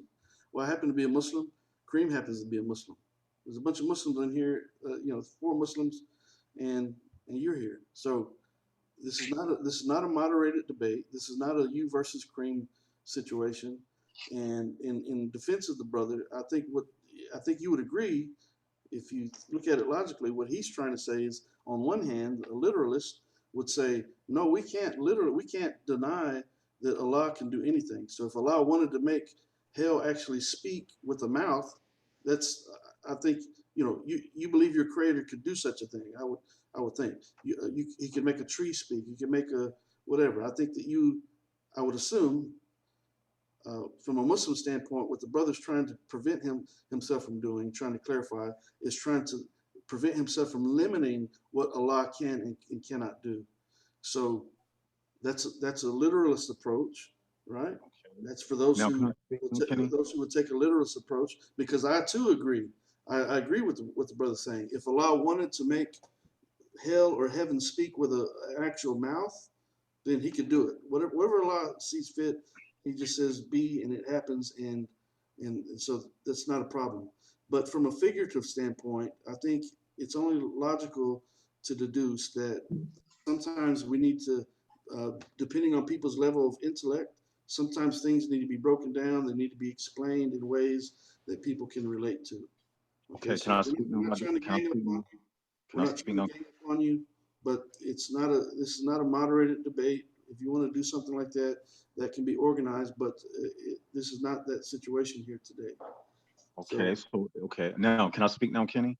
Yeah, can I get my 2 minutes back, Kenny, so I can speak? Yeah, I'm going to give you 2 more minutes. No, All you right, appreciate didn't ask me to share anything, so you can't just come and take over the platform.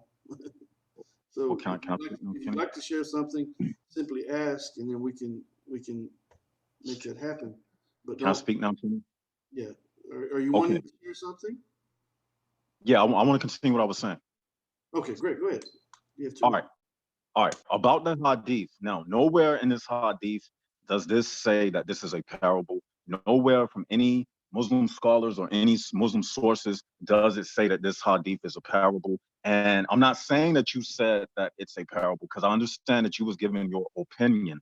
But what I'm saying is not based upon an opinion. I'm basing it upon the hadith of your prophet. Now, continuing to point out some things, okay? So now, problems I see in this hadith is you got paradise and a fire. Number one, let me stop you just briefly, because I have to ask you, and you have 1 minute and 25 seconds left, and I don't mean to interrupt your train of thought, but so nothing says that it's a parable, but is there anything that says that it is not a parable? Go ahead. You said, is there anything that says that it's not a parable? Well, the thing is, if it's not saying that it's a parable, why would I assume that it is a parable? Jesus does that all the time in the New Testament. So just simply with the ability to use our logic and reason. Okay, obviously, if I use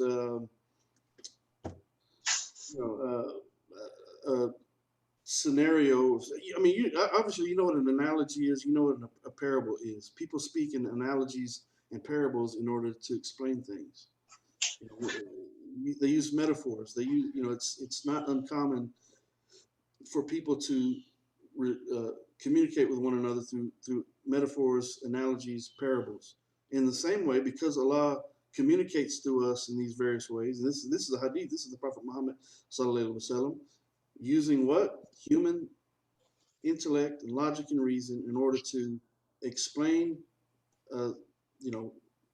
what's the intent behind the hadith using parable.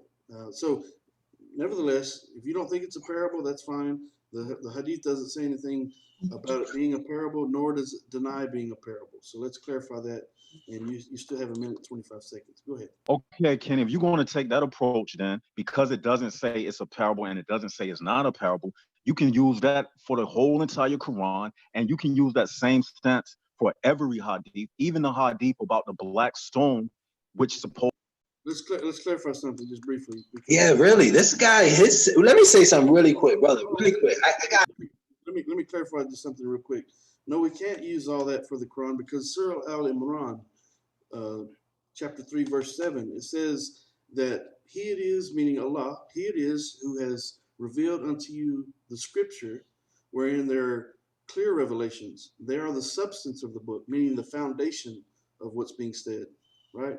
Surah Al-Ikhlas, Allah says He's the one and only God, He begets not nor is begotten. There's nothing compares to Him. That's one of the foundations of Islam, the oneness of Allah. But it goes on to say in Surah Al-Imran, verse 7, it says, I mean, start at the beginning, it says, He it is who has revealed to you the scripture wherein there are clear revelations, and they are the substance of the book. And there are others, meaning other verses of the Quran, which are allegorical. And it says, which are allegorical. But those in whose hearts pursue doubt seek those which are allegorical, seeking to cause dissension by seeking to explain them, right? So, no, we can't apply, not all verses of the Quran are spoken in parables, but some are, some aren't. So we can't make blanket generalizations, blanket statements, and suggest that they are. All right, Kenny, can I speak now? Okay. I think that you were trying to dismiss this because you already see the problems that's about to amount from this. So if you're going to say, let me put you on mute just for a second, because no, I don't see any problem at all, honestly, and I have no agenda. What I'm trying to get you to do is implore logic and reason. So you've come here with a predetermined argument that you think that is.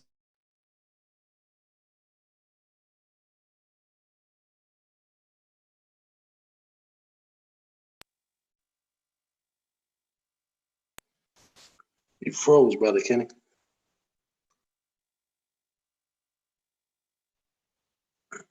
Anybody there? I'm here, Kareem. So if it's a parable, why isn't a parable when the hadith about the black stone supposed to be speaking on Judgment Day? Why don't you say that's a parable then? Gotcha. Great question. Let me give you a good qaida, which is the principle. You picking and choosing what is a parable. Brother, you asked me a question. Let me answer real quick. All right, so listen, everything depends on context, of course. When Jesus spoke in the New Testament, He constantly gave parables and He never introduced them.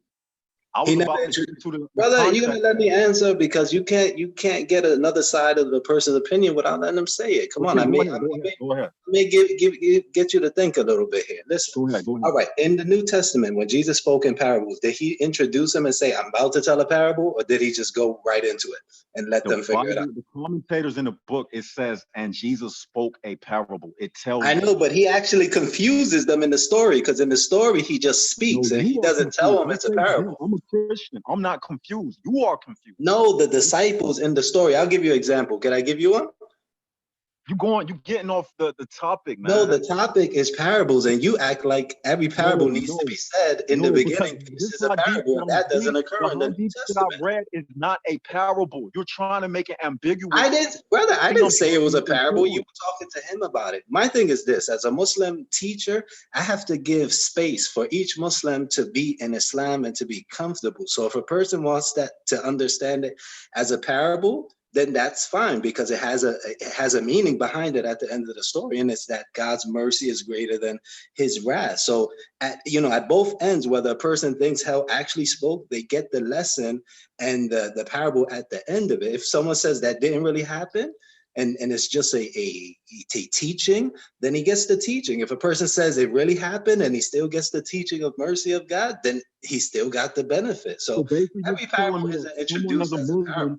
Muslim, you're telling me that as a Muslim, somebody can say that this right here is just a fairy tale. So it's not a religion. You've turned it to a fairy tale book. No. The concept. No. That's what you're telling me. If I can say that this is just a story, but it's not literal, then you're telling me that this is just a fairy tale. So the story about Solomon flying on the carpet, I can take that as literal or a parable. So it's just a fairy tale. Then anybody can make up a religion. Let me ask you. Did the disciples think that Mother Goose can be a religion then? All right, Mother let me Goose- ask you something. Did the Mother Goose disciples think that is a every religion. parable Jesus spoke was actually really happened in the past? What'd you say? When Jesus spoke in parables, like for example, Tells you when Jesus is speaking in parables. Say it again. The Bible tells you that he is speaking in parables. Then why was his disciples confused about it? Somebody like you confused right now. People can be confused all the time. That don't mean it's No, not but he what told it them. is. You're saying that they knew it was parables, so why were they confused? And then they thought he was speaking real when he was telling them a lesson. Like you probably talking about Thomas when he was like, "What you mean being born again?" He was talking about a parable. Sometimes it takes time for people to get That's what spiritual Kenny is understanding. saying. That's exactly what Kenny is saying.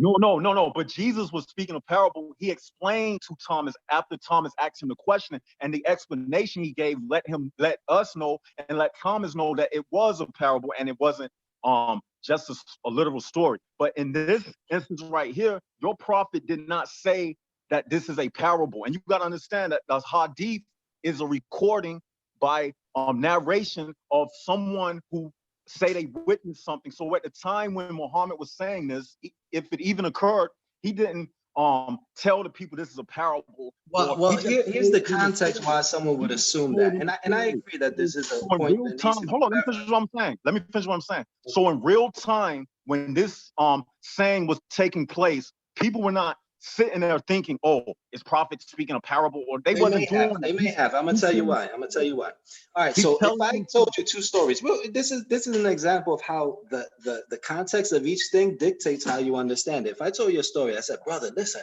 two brothers just ran out of bank. Have you heard the context? Wait, brother, let me finish, my brother.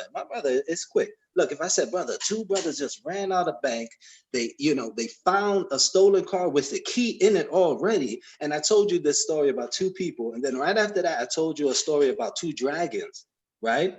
Now one of them is set in a context that seems real. One of them is set in a context that is unfathomable, like hell speaking. So now the context dictates how you understand it. Now, I'm not saying it's a parable. I take things more on the literal side. That's me personally, because I don't limit God, especially in a hadith that speaks of something so easy as God making an inanimate object speak. I think he can do that. And if you want to say God can't do certain things, that's your problem.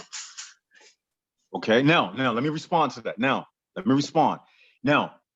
believe the reason why you are even the reason why Kenny brought up this parable thing, because he knows that if this is not a parable, you are in trouble. Because after I finish explaining this, it tears Islam down completely. So you have to create a escape hatch by saying this is a parable. Because if it's a parable, then that's your escape hatch. But if this is not a parable, what I break down, it destroys Islam. Gotcha. And I see that, and I see why saying it's a parable thing is a parachute to jump out of the plane when it's crashing down to the ground. That's what that is. I'm not silly. I know debate I got you. I tactics got you. that people Let use. me respond with That's just 10 what it is. seconds, not a minute, not 2 minutes, just 10 seconds. All right, brother, listen, my faith is rooted in what I teach, and I just gave it. I just had a debate last year with Stephen Mhm. Atkins. Check it out about why the Quran is the truth. So my parachute is the Quran, brother. My parachute Okay. is that it's miraculous, and nothing you can say Mhm. about a hadith interpretation is going to take away that my Quran has Mhm. mathematical, scientific, linguistic miracles in Mhm. it. If you want to Mhm. discuss that, that's my parachute, brother. Now, Nothing can I, else you can can I say finish is break, gonna I'm gonna take finish away breaking that down the this. Quran's a miracle. You can't be a Quranist only Muslim. That I'm don't not. I exist. believe in hadith, but the Quran is the Okay. miracle and the I'm message. reading this hadith I'm reading you is Sahih, and it's just like the Quran. It's just No, like the it's Quran. not just like the Quran. You know that. Because the Quran says you have to listen to the prophet just like you gotta obey Allah. So you gotta listen to your prophet just like you have to obey Allah. Now it's my time. Hello, Yes. it's my time. So let me continue reading the hadith. This is my time. Because this hadith that I'm about to read you is about to destroy Islam from top to bottom. So let me finish now. Okay. The prophet said, paradise and the fire argued, and the fire said, I have been given a privilege of receiving the arrogant and the tyrants. Paradise said, what is the matter with me? Why do only the weak and the humble among the people enter me? On that, Allah said to paradise, you are my mercy. You see, when Allah told paradise, you are my mercy, he has just confirmed that paradise is one of his attributes, because mercy is one of the attributes and one of the uncreated attributes of Allah. Now, the problem with this is paradise said, what is the matter with me? That means this conscious paradise was not at perfect peace with itself. It was doubting its 100% mental health when it said, what is the matter with me? That means that this attribute of Allah was unsure about its stability mentally, because it said, what is the matter with me? And the irony in this is the paradise where Muslims supposed to go to in the afterlife, where you are free from worry and stress and mental instability. But your own paradise, which is the consciousness that you're supposed to enter in the afterlife, also on top of that, which is the attribute of Allah, is displaying that it has mental unsurety. And this is supposed to be the attribute of the all-knowing Allah. So how is this all-knowing Allah's attribute not knowing what is the matter with it? To the point Allah had to speak to his attribute. Now, the attributes of Allah are supposed to be perfect. The Quran is an attribute of Allah. It doesn't say what is the matter with me. So why is this other attribute of Allah questioning its mental stability if it's the attribute of Allah? Your attribute is a reflection of who you are.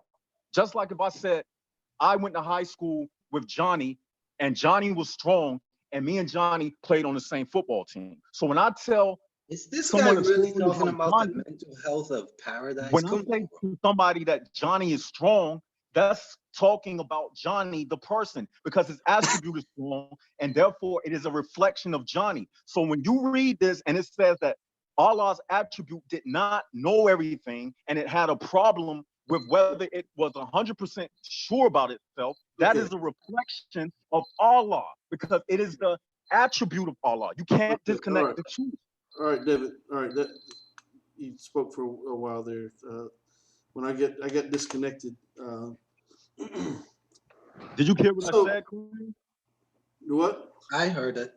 Yeah, I heard what you said, and Unfortunately. I find it. Yeah, he I said don't know if unfortunately. Yeah, he knew it's real. Ha ha ha. the question is, did you hear what you said? I mean, I seriously, heard what are I you said. How serious? can you be going to Paris? Wait. No, really. Listen. Are you serious, man? I mean, come on. he got a really different way of thinking, listen. bro. He's trying. Is Listen. he? He's Go reaching. ahead, Frank. Go ahead, Frank. No, No, no. brother I Frank. mean, Go ahead, Frank. no. I mean, what I wanted to say was, are you literally trying to take the essence of a creator and then you're trying to compare it with a creation? No, that doesn't even work like that. Because First of all, Allah subhanahu wa ta'ala is not part of Paradise any of his is my creations. mercy. Listen, It's not a creation. It's uncreated. No, no, no, no, no, no, no. Let me finish. Let me finish. Let me finish. Good. So, first of all, you have to understand that Allah subhanahu wa ta'ala is not part of his creation. And when he mentioned Jannah, that okay, you are my mercy. So the thing is, you know, the creator can display whatever he wants. So I mean, he is all merciful. He is all forgiving. Yes, we know that the attributes of Allah are of his essence. Now he decides whatever he wills. Now the thing is, okay, why, like, what is your point? Why are you trying to compare the essence of a creator to a creation? I don't even see the logical reasoning. Right, right. Let me He asked me explain. a question, Kenny. Can I answer Let him? me make this clear, brother. In the Quranic discourse, the mercy of God in language could be his actual attribute and describing him, and it could be talking about the effects of this attribute. For example, That's not if what you it gave, says. It brother, says just relax, brother, relax. Listen, if I gave someone money and someone says, why you gave him that? And I said, brother, that's my mercy on that person. Am I saying that a part of my character just went in his hand into his pocket? So when God says in the Quran all over the place, he says, وَلَوْلَا فَضْلُ اللَّهِ عَلَيْكُمْ وَرَحْمَتُهُ. If it wasn't for the grace of God and his mercy upon you, you would have followed Satan. You would have been destroyed. You would, over and over again, he's not saying his actual mercy came down and helped the person. He's saying the effects of his guidance is mercy upon you. That's just language, brother. No Muslim would ever think that because God describes paradise as his mercy, which it justly is, that becomes God, brother. It's just language. Okay, can I address what he said? I didn't say that it was God. Okay. I mean, seriously, I encourage you to not engage in this type of argument because it totally undermines. You know, see, this is the problem with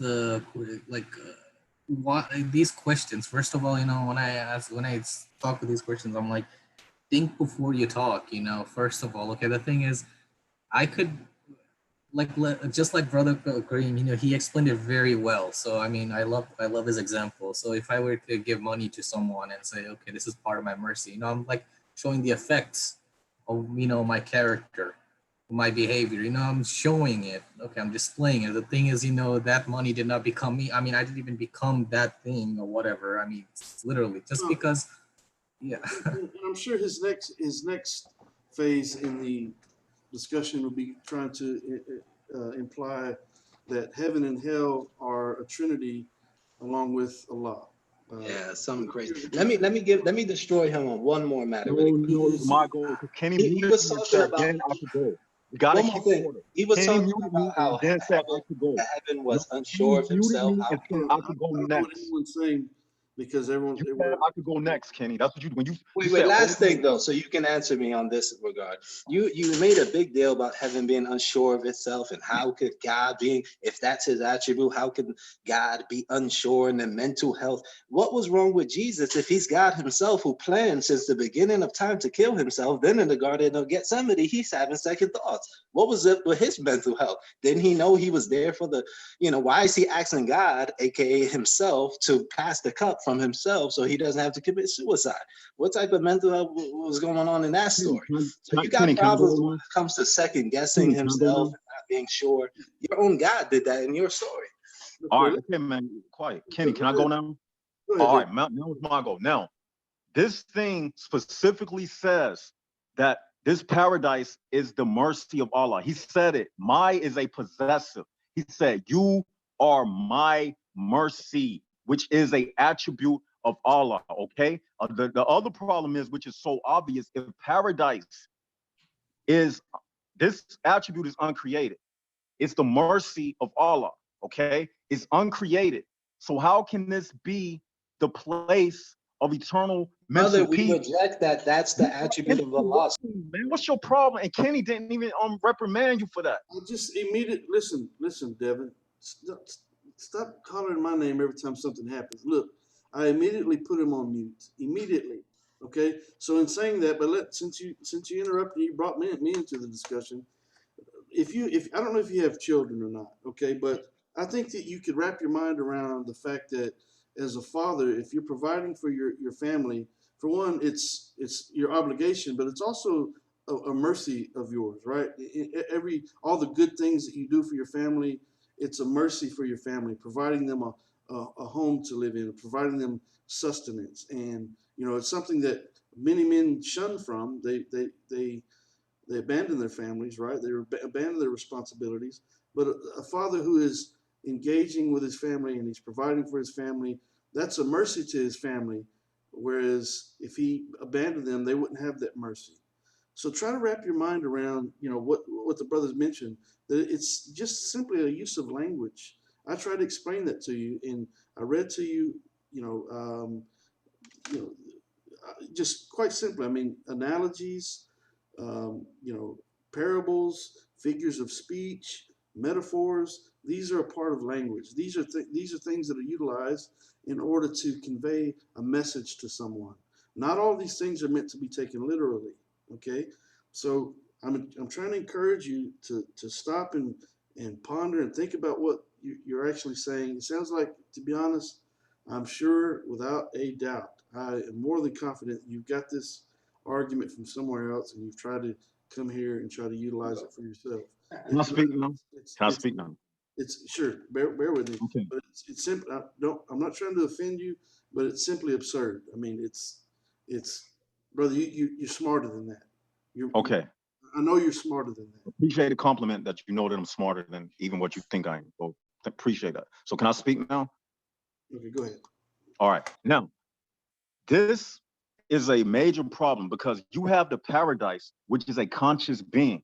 So this is saying that a Muslim's reward in the afterlife is not to go into a place where they will meet Allah. They will go into a consciousness of another entity, meaning they will be absorbed into an entity. Okay. So that's basically like getting swallowed up by a snake. Okay. Now, since this is a paradise and it's a consciousness, and if you say that this is created, then that means Allah can't come into paradise because you say that Allah. Brother, I put you on mute and I stopped your time because you're totally not listening to anything that we're saying. You're not listening at all. These are figures of speech, okay? That doesn't mean to imply that Allah can't make this a reality and make heaven and hell speak verbally if he wanted to. But inevitably, heaven and hell speak to us consciously, right? They speak to our emotions. We know that heaven's a paradise. So, so using this language, right? For one, this is a hadith, but the Prophet Muhammad sallallahu is simply using language in order to convey a message. Okay, so we don't know the historical context about who he was speaking to and why. We don't, I don't think you've studied that regarding this hadith. I doubt you've studied the chains of narration. If it's Sahih, if it is, who, what where did it come from? What's going on? And what's the purpose behind it? Okay, so brother, you have to listen. And I'm not trying to be disrespectful. I'm not trying to cut any time, but it's a circular argument, right? You're just going in a circle. You're totally bypassing what we're telling you. We're trying to explain to you in a peaceful manner, and you're just totally pushing that to the side as though we're not saying anything. I'm telling you quite plainly, confident, without having studied this hadith, I know simply by what's being stated that it's a figure of speech, it's a parable, it's analogies in order to convey a message. Okay? I mean, Okay, Kenny, listen, you are reiterating. Let me summarize with this. Sometimes people refer to their home as their castle. Okay, does that mean that their home is a literal castle? No. Sometimes they refer to their home as a paradise. Does that mean it's a literal paradise? No. Okay, so does a man who pays for his home, who refers to it as a castle or paradise, um, you know, well, anyways, it's simply figures of speech, brother.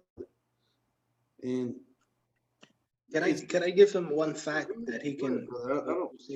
Go ahead. No, it's my goal. It's my goal. It's my goal now. Yeah, but last thing you said was. Go ahead, Creed.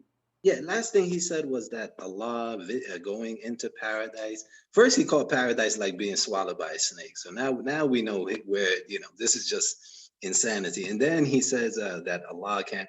And I just want to give him the fact that that Muslims actually have a really beautiful theological belief that the ceiling of paradise is actually the throne of Allah. Right. So, and we all know that Allah is above his throne, which is above all things.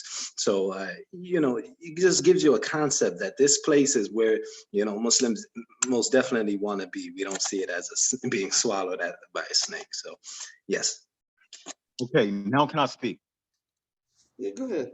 All right. Now, I see how you all are selectively choosing when to say something is figurative, because Kenny, you keep reiterating something, but you're not reiterating a fact. You're not reiterating something that says this is a parable. You are reiterating something that Let me stop you there, okay? As I mentioned before, no, the hadith doesn't say I'm about to give you a parable, but nor does it say that it's not a parable. So think about what you're saying here once again. So if you're saying that it doesn't say it or don't say it, why are you saying I'm not? Does every time someone uses a parable or metaphor, they have to say, hey, I'm about to use a metaphor or a parable? No, they just use the parable or the metaphor, right? Okay, Kenny, but it seems like that you all are selectively trying to say that this is not figurative because Based you see on the context. You were interrupting me, man. It's like you selectively. Because you don't listen. We already said parables are interpreted based on context. If I'm talking about UFOs, and then I tell you a story about two men in a Burger King, which one are you gonna think is a parable? It's all about context, brother. He cutting me off, Kenny. I was just You don't listen. Take the advice and then proceed upon knowledge, brother. We're telling you context dictates what's a parable. Kenny, can I speak? Yeah, okay. What can even be interpreted as a parable? It's not me doing nothing this time. Okay. You know it's him. It's not me, Kenny. You can't say it's me. Can I speak, Kenny?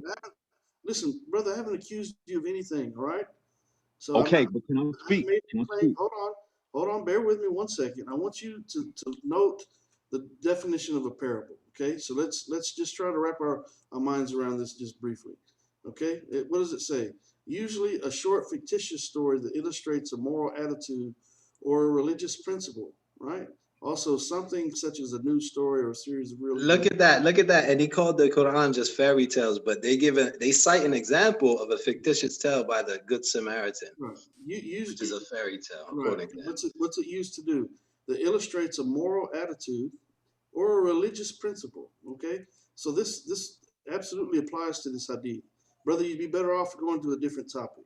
And I'm not trying. No, because it doesn't say that this is a parable. Okay, it doesn't say that it's not a parable, brother. I already told you that when. So let me ask you a question, Kenny. When 1 second, would you agree? Have you ever in your life ever heard someone say, "I'm about to use a parable or a metaphor"? Blah blah blah blah blah. No. Yes, right. You don't do that. Right, let me ask you a question. It's like this, Kenny. Brother, listen. As we finish this definition, then we're going to let you say something.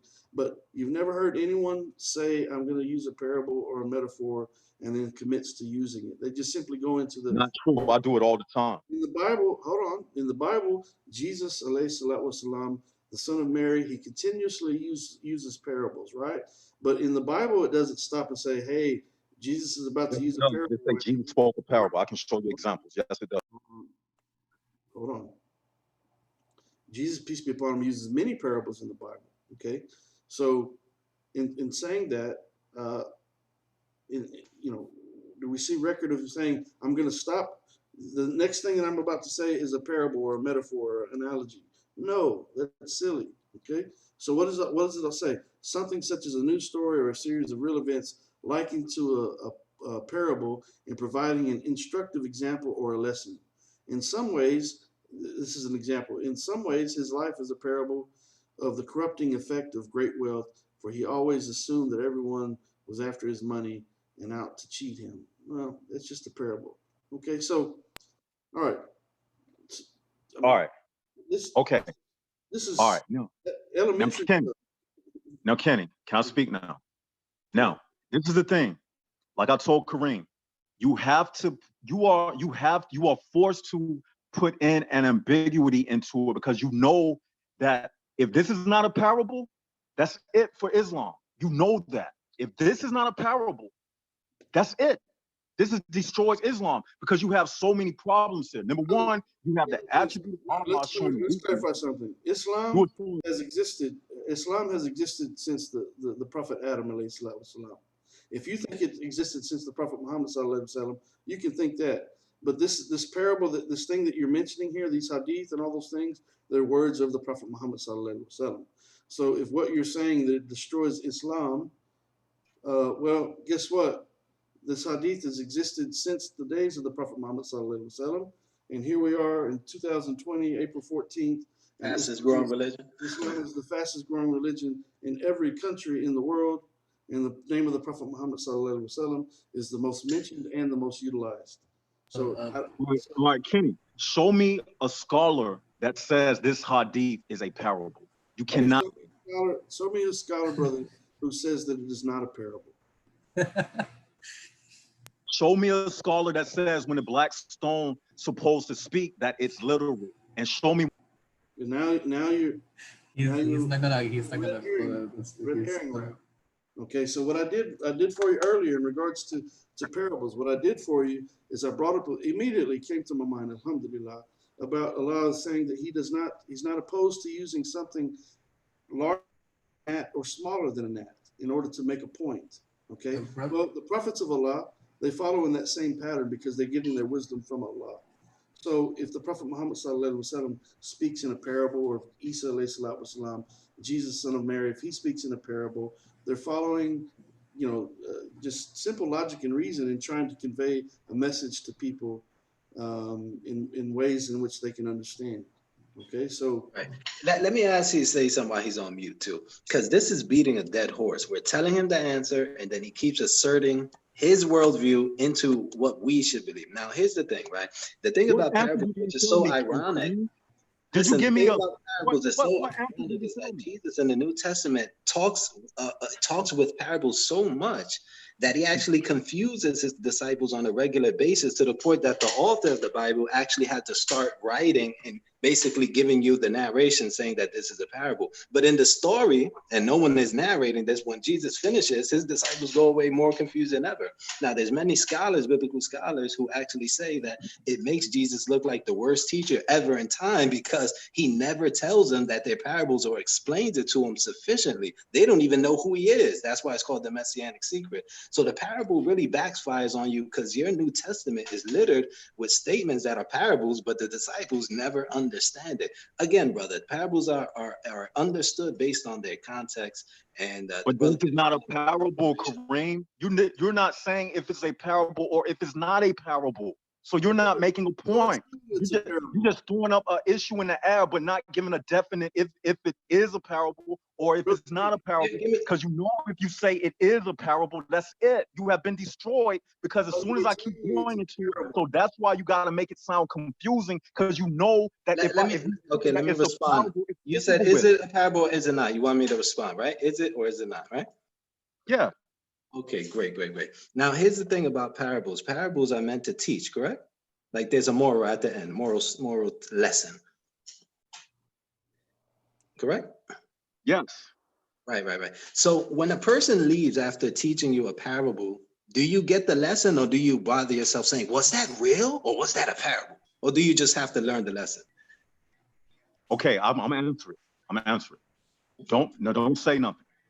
When you finish reading when you get to the end of this hadith, Allah, he tells hell, this is what he says, and each of you will have its fill. As for the fire, it will not be filled till Allah puts his foot over it, whereupon it will say kati kati. At that time, it will be filled, and its different parts will come closer to each other, and Allah will not wrong any of his created beings. As regards paradise, Allah will create a new creation to fill it with.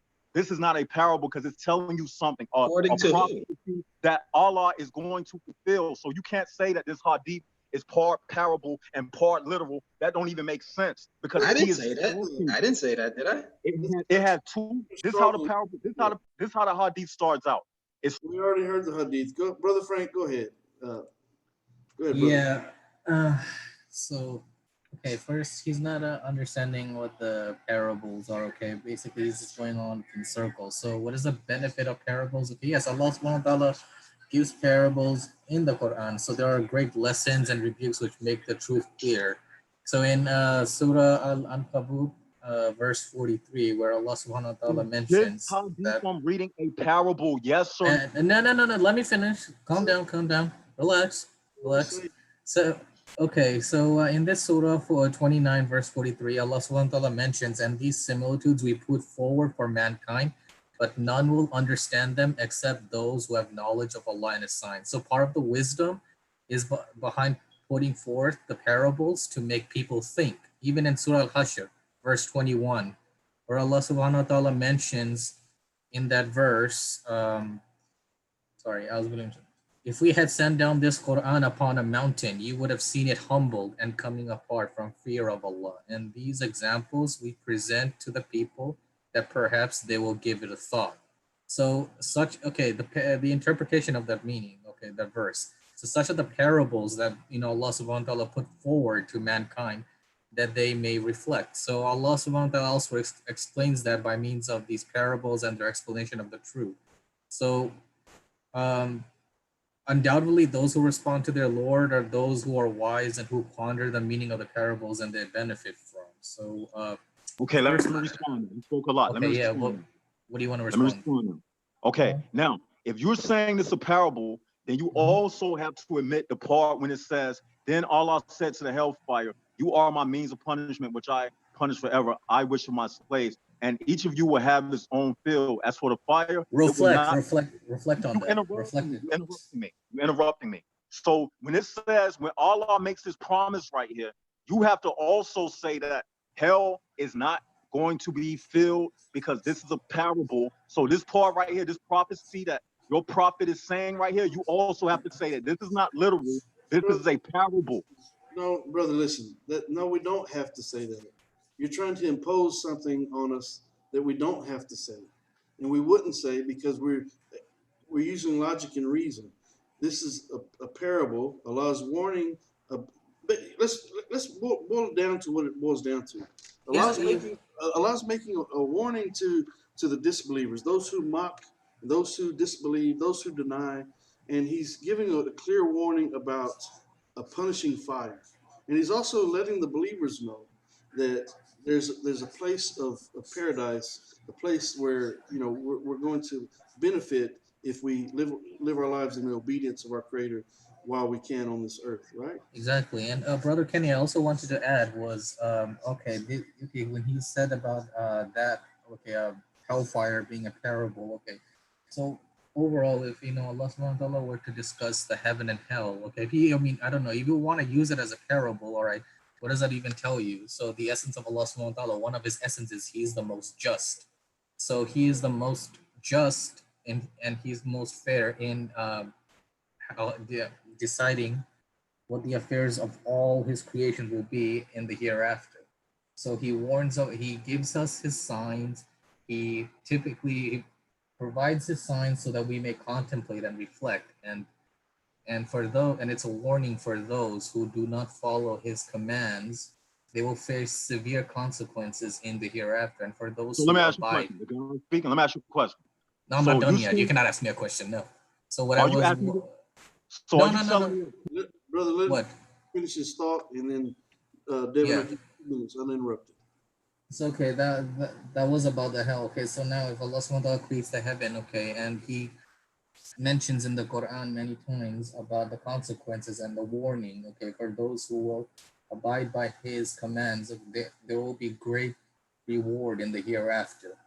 So, if you're gonna be looking at the hadith, you have, first of all, you're gonna have to understand the context of the hadith and not, actually put in your own subjective interpretation behind it. So when you mention about, okay, which scholar says this, which scholar says that, I mean, first of all, can you actually provide me could you actually provide me some scholars of Islam that you know? I would like to know what your reasoning is, but no subjective reasoning will actually, benefit this discussion forward, because all you're doing is going in circles when we are explaining things. Yeah, and furthermore, you're talking about a hadith, and you're saying that if you're putting your stipulations on the hadith, and you're saying based on this hadith, such and such, it's going to destroy Islam. Well, for one, um, the Quran is the criteria. Alhamdulillah. Okay, so we accept hadith. Um, as long as we know the context of the hadith, we know the historical background of the hadith, we know the chains of narration of the hadith, and all those things, right? So, but by no means, like I mentioned to you, you keep saying it's going to destroy Islam. Well, this argument that you're presenting, plain and simply. I know where you got it. You got it from Christian Prince, and you brought it here to this platform. No, I didn't get it from Christian Prince. Well, So or you David telling Wood, the story. Sam Simone, you've got it from one of those. No, I didn't. No, I didn't. This Now might be a you're lying. unique argument for him because it's so out there that he probably did think of it. Well, it's So let me ask you a question. Wait, brother Jacob, do you know what a hadith is actually? What is it? Okay, yeah. What is okay, it? Look. This is the problem that you all are having. You realize that, and Kenny about to mute me. I already know it because every time I'm about to make a point, he mutes me. Okay, this is the problem that you guys are having. You realize that this hadith is literal. You realize that it says that paradise. You realize. I just went over the parables. I just literally explained. Right. I gave you the definition of parables. I'm telling you that based on my logic and reason, listen, I'm more than confident. I know that this is a parable. It's an analogy. It's figures of speech in order to convey a message, right? It doesn't take a genius to figure this out. And what you're trying to do, you're trying to create an argument where an argument simply doesn't exist. And that's why I told you it'd be better for you to go to a different point, because you're really, because you're not able to wrap your mind around. For one, no one said it's literal. No one said it's literal. It's a figurative language. It's figurative, and you just keep going around in circles like this. Okay, Kenny, how I can get 5 you seconds, real quick. 5 seconds. Let me speak. Luke Let me speak 18:34. Luke 18:34. Let me. The Kenny, disciples did not understand any of this. Its meaning was hidden from them, and they did not know what he was talking about. So just get yourself together, brother. Get your New Testament together before you talk about parables, because your teacher wasn't even good enough to teach his disciples what he was saying. They didn't even know what he was talking about. Notice I'm just gonna read this last bit of what Cyril Imran says, because I actually didn't read the entire verse. May Allah forgive me, because it makes it a clear statement, right? It says, "He it is who revealed to you the scripture, wherein there are clear revelations. They are the substance of the book, and others are allegorical. But those in whose hearts pursue doubts seek those that are allegorical, seeking to cause dissension by seeking to explain it." And it goes on to say, "But none knows its explanation except for Allah, and those who have sound instruction say," meaning those who are believers, those who are of sound instruction say, "We believe therein, the whole of it is from our Lord, but only men of understanding take heed." Okay, so this means people who can wrap their minds around what's being conveyed in this language. What is Allah? Kenny, can I speak now? Bear with me. Yes, I'm going to let you speak. But those who can decipher what it is that's being stated in the analogy, and sometimes maybe we need it to be explained a little in more detail, right? Okay, but because we have varying levels of intellect, we have scholars, we have people. I'm a khatib, so if I go to the masjid and I give a sermon, I take some of these verses and I explain these verses in ways that I feel people can relate to, right? And someone else may take the same verse and explain it in a way in which they think a person can relate to. The Prophet Muhammad ﷺ has taken verses, not in verses, but in this particular hadith, if it's authentic, if it's got good chains of narration, all those things, when I hear it, I know exactly what I get from it. right? It doesn't require, I don't require someone to explain it to me other than I'd like to know the historical context behind it. Who was he speaking this to, and all those things. That's important. That's valuable. But the overall message and the content of what's being stated, I understand it clearly. It's making a clear distinction between, you know, the retribution of hell versus the blessings of paradise, right? Okay, Kenny, can I please speak Yes, without being muted? Because it's messing up my train of thought. It's three of y'all, four of y'all against one person. Can I speak without you muting me and being afraid of what I'm gonna say? Even if you got something to say against what I have to say, can you just wait till I finish what I'm saying? Yeah, I Just mean, let's give him can two you just minutes honor that, please? uninterrupted. Let's give him minutes uninterrupted. But brother, I assure you, truth is made clear from falsehood. By no means am I afraid of anything that you say, and I think that I can speak on behalf of these brothers. I don't believe they're afraid of anything that you're saying. I know, matter of Okay, fact, I know that. good. All Okay, right, so good. Now let me. Okay, good. Can I speak now? uninterrupted minutes, two uninterrupted minutes. Go ahead. Okay, you all keep saying context and you keep trying to say that you're not saying that it's not a parable and you didn't say it was a parable. And Kenny is reading a verse from the Quran talking about scriptures, but I'm not reading scriptures, I'm reading a hadith. So that what you're reading doesn't even apply to what I'm saying, number one. Now you want to talk about context.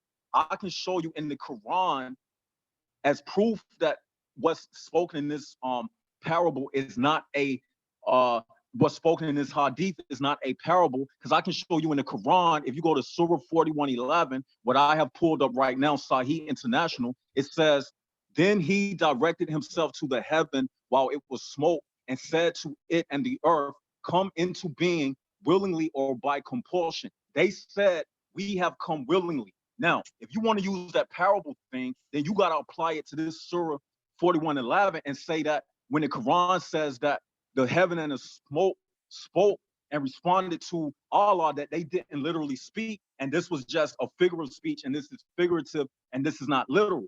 So I'm showing you that this is context of the way your prophet thought about things. He also said that death will be slaughtered on judgment day. And death is not a entity or a person, but according to how your prophet thought, he felt like death is something that is actual an entity. Just like in the hadith, he is saying that um paradise and hell argue with each other.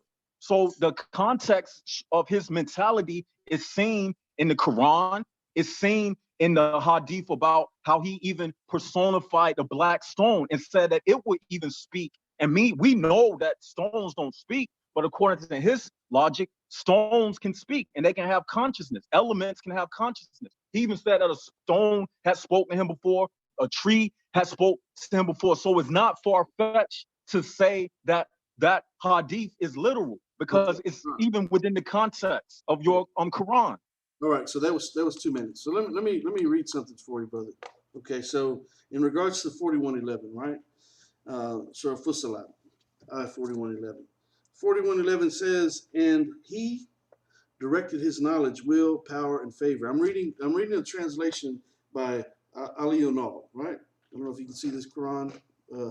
Alhamdulillah, Ali Onal. All right, so what it says here, it says, "And he directed his knowledge, will, power, and favor to the heaven when it was a cloud of gases," right? Cloud of smoke, gases. This is translation says gases, and ordered it and the earth, saying, come both of you, willingly or unwillingly. And they said, we have come in willing obedience. So in the tafsir, okay, the brother says, okay, and it says, make sure I'm reading the right one. Some modern researchers understanding from this verse the following. It says the Quran indicates that there is some difficulty in cooperation between the earth and sky. As is known, the molecules and the atoms in the atmosphere try to escape into space while the earth tries to attract and hold them. For the formation of an atmosphere, the motions that lead to the force of escaping molecules have to be counterbalanced by the gravitational attraction of the earth. This is an almost impossible this is an almost impossibly difficult condition to fulfill. From that standpoint of geophysics, These extremely difficult conditions require the preservation of three important types of balances: atmospheric temperature, proportionate gravitational attraction on the part of the Earth, and the non violation of the balance by various radiant energies arriving from space. The Quran expresses all of these facts by these phrases: "Come, both of you, willingly or unwillingly." It says that the almost impossible conditions have been fulfilled only by Allah's power is indicated by the statement they said, "We have come in willing obedience." Okay, so we've come in willing obedience. Okay, so with that being stated, let me make sure it doesn't continue on the next page. Bear with me one second. So with that being Brother, stated, while you're turning that page, yeah, notice that his Quran translation is always words that we don't use. They're from like very bad translators because that doesn't say come into existence. It says فَأْتِيَا طَوْعًا أَوْ كَرْهًا قَالَتَا أَتَيْنَا طَاعِعِينَ. I know this verse. It does not say come into existence. It just uses the word to come. So don't put come into existence. They would have to be like at least another word in there, probably kaunan, no, it doesn't say. like this, something like Yeah, that. no, So this translation doesn't say come into existence. It says right. He always has some crazy out there translation, bro. He always brings that. That was Sahih International. So you saying they crazy, but I'm gonna let you speak. So it's my time to speak again. bear with I me. can Bear with explain me one myself. second, brother. Once again, this is figurative language, meaning that Allah, being our creator, right? He gives commands when he says be and something comes into existence. It's happening by His will. So if He created Adam, alayhi salatu wasalam, right? He created him from clay. And do we think that Allah molded him with His hands? I don't believe so. I believe He said be, and Adam was created from the dust of the earth, right? The dust of the earth had no say so in the matter. So the dust of the earth, I'm just using this as an analogy, as a parable, as an explanation to convey to you, um, what's going on here. Okay, so Brother, may I these these sorry, these these are figures of speech in order to express the power of Allah over all of creation. The sun only, and I think you would agree, the sun only shines because Allah makes it shine. It has no choice in the matter.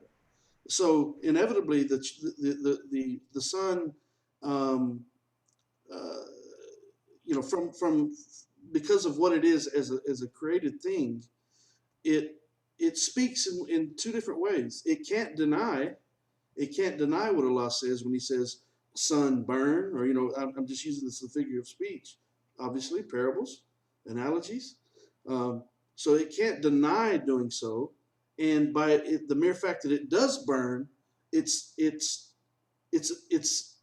in agreement with what Allah has created it to do without it having any power to oppose Him. Okay, so I'm trying to find a way to express this to you in ways that you can understand what's taking place here. Once again, So for the record, Kenny, are you saying in 4111 that it was not a literal communication, that the smoke and the earth didn't literally say anything in response to Allah? Are you saying that for the record? Brother, are you Are you listening to what I'm saying? In the same way that the sun, wrap your mind around what I'm saying. The sun is burning by the will of Allah. It sits where it sits in the heavens by the will of Allah. It can't make the decision not to do this thing. Because it can't make the decision, it can't deny on one hand, and it has to agree on the other hand, right? Does it have a consciousness? No, it doesn't. It's figurative language to show the glory and the majesty of our Creator, who creates something from a single cloud of smoke, just gases, right? And He set okay? it asunder. I'm gonna Hold on, respond to what you said, Kenny. brother. Let me Listen, respond to what you said. brother. Listen, okay. Wrap your mind around what's being stated, okay? So the creation of Allah has no choice in the matter. Let me give you a good example. On the day that you was born, um, you came on that particular day by the will of Allah. You had no say so in the matter, okay? You had to come. Your parents couldn't make you come. They couldn't deny you coming. Maybe they wanted you to be born a week earlier or a week later. No, well, they had no say-so in the matter. You had no say-so in the matter. You had no say-so in the matter about what race you would be and what nationality and how tall and all those things, right? So your essence, what makes you you as a created thing, you can't say no to Allah, and your mere existence has to be in agreement with Allah. So you say yes no matter what. Okay? You have to say yes. You have to agree because you can't do otherwise. Okay? Your mere existence is a manifestation of saying yes. You know, we can't deny what Allah has created. Okay? You can't stop it, and you have to naturally be in agreement with it. In the same way Can you respond now? with the smoke, Can you with respond now, animals, please? with all of creation, brother, I'm trying to get you to think deeper. Okay, don't think so shallow. Don't just Okay. try to make an argument when you don't have an argument to give. It's not a good argument. All right, Kenny, Kenny, can I speak now? Respectfully, I'm about to disprove what you just said about that the earth and the smoke was not conscious and that it wasn't literal. Because if you go to Surah 2130 from Sahih International again, it says, have those who disbelieve not consider that the heavens and the earth were a joined entity. Now, an entity is something that has a consciousness. And it says, and we separated them and made Brother, from water. stop putting words in the Quran. It does not say entity. Come on, man, brother. I know these verses by heart. Come on, bro. You cannot do that with us. A joint entity. It does not say entity. Okay, if you scroll just like Kenny did in the last debate, he scrolled over the Arabic and it showed the English translation. This is Sahih International. So either you are saying Sahih International is lying or what? Which one is it? I'm saying that the endeavors of any human to translate something from one translation to another is going to be naturally flawed because humans are flawed. That is not in the text. It doesn't say entity?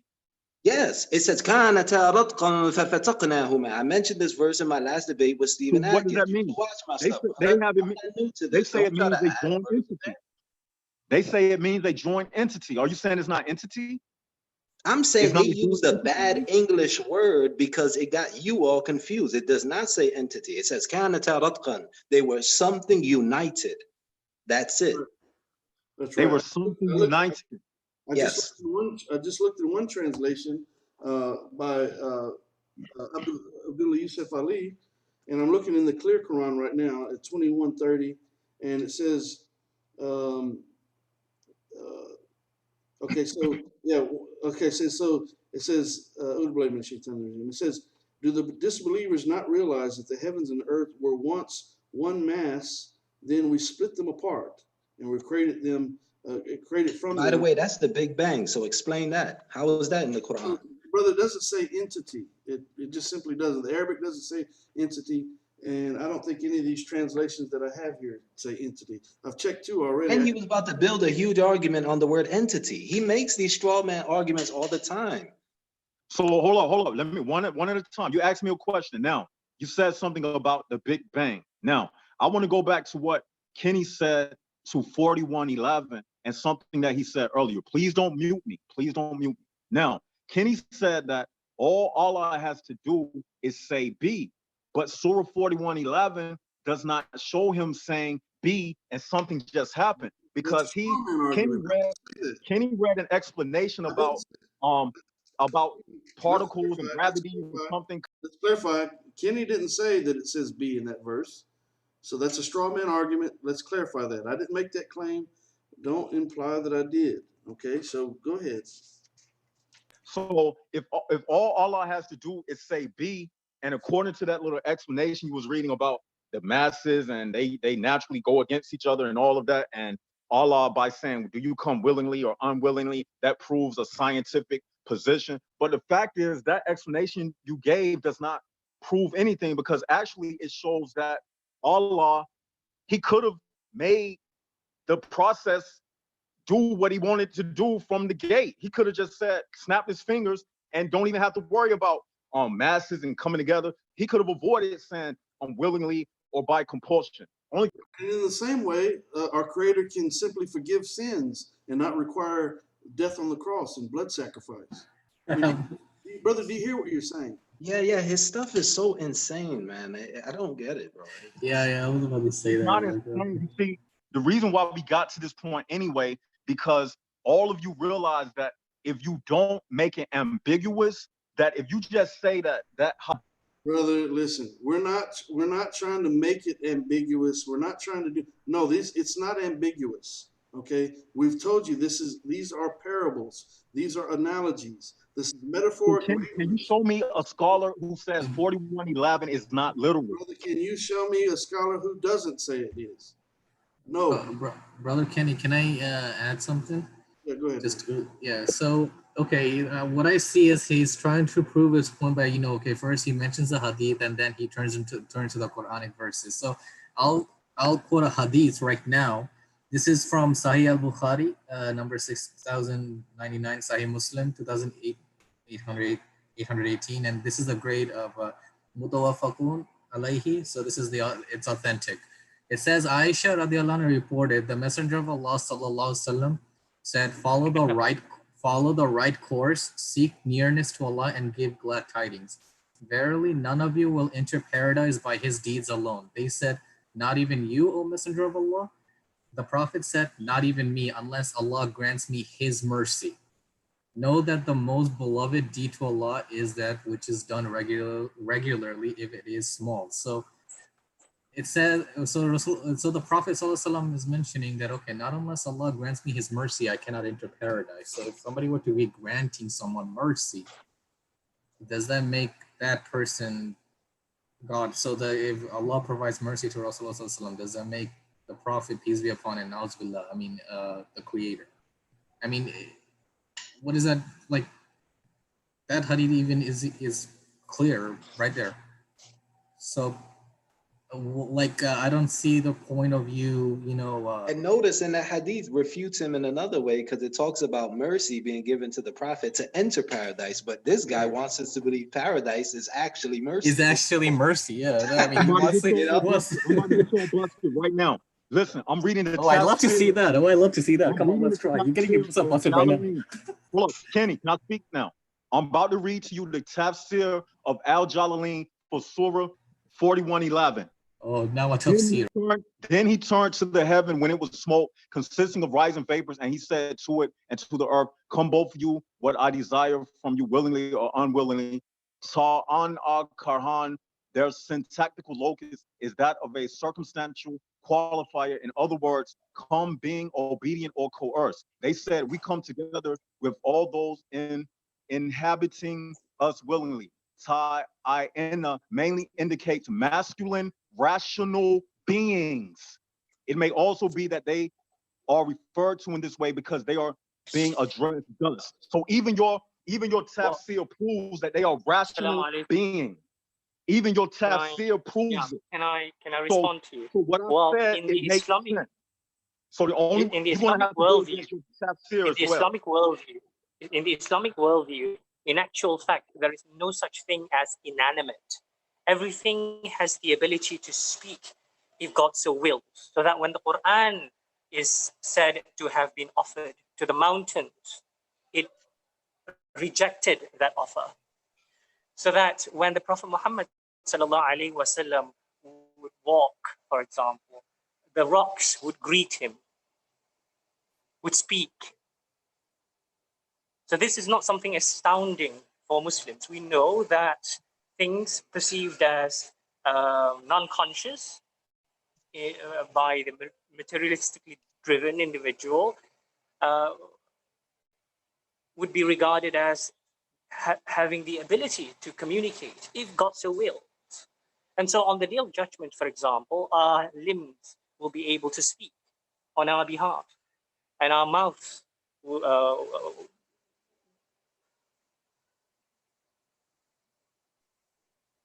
Okay, the reason why your explanation doesn't make sense, because if their communication is by the will of Allah, it's a step that is unnecessary. Because if Allah is feeding them what to say and feeding them their answer, that means they don't have no free will. Brother, So I your tried to answer, explain to you. I tried to explain to you, just like this brother just said.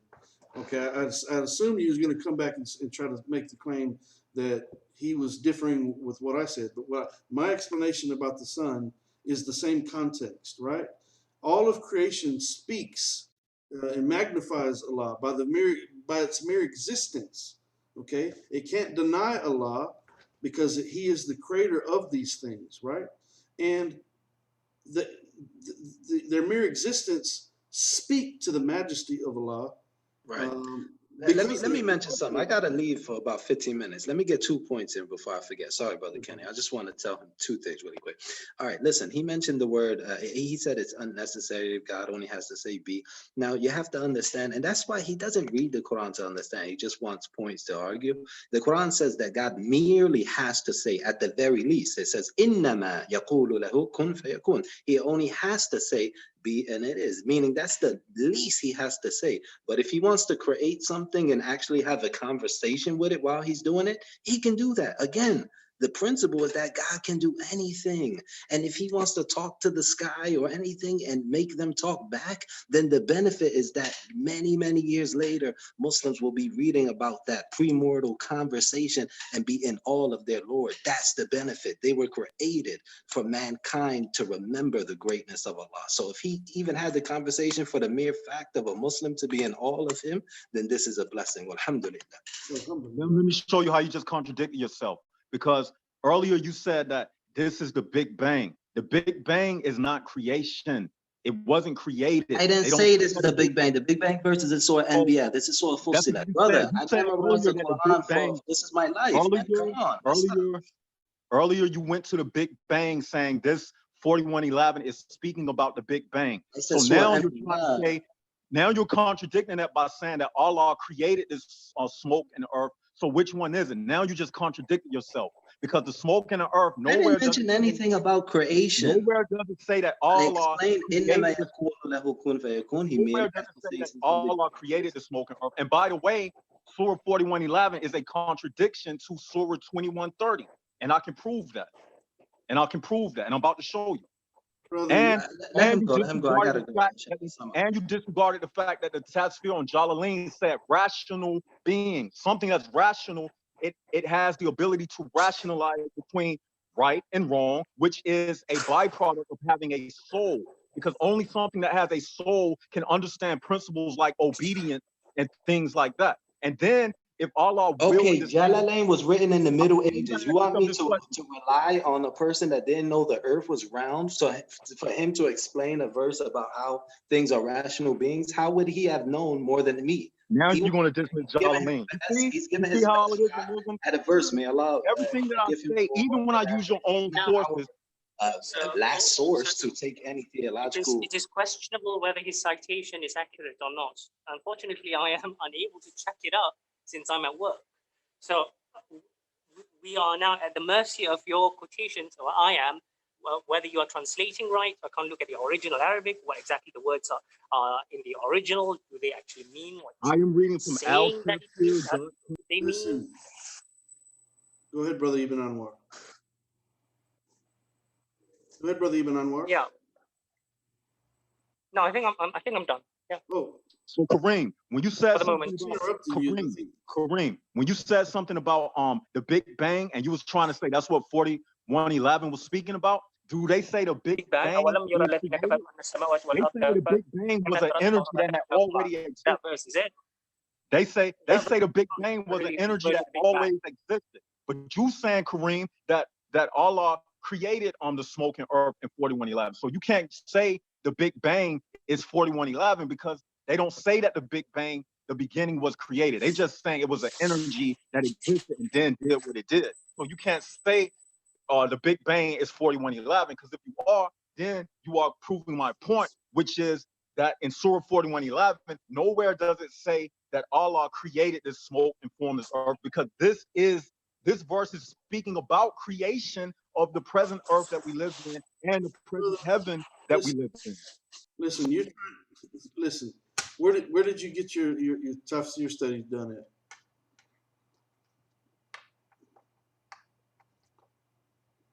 Let me take you off mute so you can answer. Where did you study the tafsir of the Quran?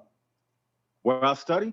Yeah. Well, God gave me two eyes. He gave me logic, and He gave me the ability to Okay, so reason. And I that's read and I study. That's how I but you That's haven't how. what you're doing. You're trying to tell once again. You're trying to tell Muslims what it is that the Quran is stating instead of coming here and asking Muslims. And what you have asked them questions, but you're not accepting the answer. You still want what you came in here believing. You still want that to be the truth, okay? But it's not. Okay, so when you bounce around and you try to say this verse refutes this one, it contradicts that one, but you're not understanding the basics of what a parable is, or an analogy, or metaphoric language. Uh, what are we to do from that, brother All right, Faisal? can let me ask you a question. Chris, let me ask you a question. Let me ask you a question, Kenny. You remember I said earlier that Surah 41:11 is a contradiction of Surah 21:30? I'm about to read it from Yusuf Ali. Now, moreover, he complimented in his design the sky, and it had been as smoke. He said to it and to the earth, come ye together willingly or unwillingly. They said, we do come together in willing obedience. That's Surah 41:11. And now let me show you how it contradicts with Surah 21:30. Surah 21:30, Yusuf Ali again. Do not the unbelievers see that the heavens and the earth were joined together as one creation before we clove them asunder? We made from every living thing. Will they not then believe? In Surah 41:11, it says that Allah called the heavens and the earth together. In Surah 21:30, it says that He separated them. So which one is it? That's the contradiction. You just answered it. You just answered it yourself. You said in one verse it says that Allah brought them together, and He said in the next verse He separated them. Alhamdulillah, brother. Listen. No, it's not alhamdulillah, because both verses are No, it talking is about the beginning of creation. you just answered your own question. Okay, so Allah brought them together, and Allah set them apart. So Allah brought them together, being the fact that uh, the universe was just a ball of gases, right? And then He set it apart. He set it asunder. That's not right, Kenny. And Kenny, So, I can tell you why. you answered it yourself. Did you not say that it was Allah who brought these two together, and then it was Allah who separated them? Didn't you say that? You also follow that up with other words, but you Yeah. Let me ask you again. Did you or did you not say that Allah brought these two together, and it was Allah who separated them? One verse says He brought them together, and one verse says He separated them. Okay? I said it was a contradiction. That's what I started out my statements by, saying that Surah 21:30 and Surah 41:11 is a contradiction. No, it's not a contradiction. No, it's not a contradiction. All the molecules and everything that created these gases were brought together, and then Allah set them asunder. Do you understand? These gases were all one, they were all together. All these molecules, all the things that make up the universe, right? They were all in one mass. Okay, so they were brought together, they were one mass, and then Allah set them asunder. There's no contradiction. So why would He bring them together? Hold on. Let me speak. Brother, Let me speak. No, go ahead. Can I speak now, Kenny? Yeah, go ahead. But you're simply not understanding. Okay, this is why you're not making sense, because both of these verses are giving two narratives about something that happened at the beginning of time with both of these smoke and this. Okay, so I think I just ain't right, man. I just told you ain't right what you're doing. Same thing that you just told me that I don't understand. I just explained the same thing to you right before you. I'm about to show you how what you're saying doesn't make sense. Right before let me do this. I'm gonna put you in the waiting room. That way you don't interrupt me. Okay. I'm gonna take a deep breath. I'm not trying to be rude to you. Alhamdulillah. Okay, so I told you that Allah brought these things together and Allah separated them. That's what the verses of the Quran state. It's talking about two different stages in creation, right? Okay, and then you got on and you told me that I didn't understand the very same thing that I just explained to you. Mind-boggling. Okay, so I'm going to bring you back in, and I encourage you to slow down. I think I mean, alhamdulillah. Okay, so let's do this. It's been 3.5 hours, and we can go to an after show immediately. I'll open the platform back up, but I do want to end right here by saying that I bear witness there's no God other than Allah, and I bear witness that Muhammad sallallahu alaihi wasallam is his final servant, the seal of our prophets. This is Kenny Bomer Live. Consider this TV where truth is made clear from falsehood. I pray that Allah subhanahu wa ta'ala accepts our efforts to convey the truth and the beauty of Islam and to answer these misconceptions and misunderstandings. And I pray that He has mercy on us for any mistakes that we make. Any goodness that comes from this is all from Allah. Any mistakes or any wrong is completely on ourselves. None of us are perfect. We're all trying to share knowledge and trying to gain knowledge. And I do pray that Allah subhanahu wa ta'ala increases us in knowledge. And I do encourage people to hit subscribe if you're listening, and also to contribute to the platform by going to clicking on the Patreon on the YouTube link. Matter of fact, you can see it in the link is on the YouTube page for this video, and you can become a contributor to the platform, and for the sake of Allah, to help us to continue to do dawah and to try to work on some projects that we have coming up, and also have some water wells built throughout the world where water is scarce, and to help the needy and do things that we're trying to do as we strive in the cause of Allah. So once again, I do bear witness there's no God other than Allah, and I bear witness that Muhammad sallallahu alaihi wasallam is his final servant, the seal of our prophets. And I thank you for watching. Assalamu alaikum wa rahmatullahi wa barakatuh. Alhamdulillah rabbil alameen. And we're going to be going to the after show, so we're going to stop the YouTube feed for the time being, and we'll pick it up in a moment.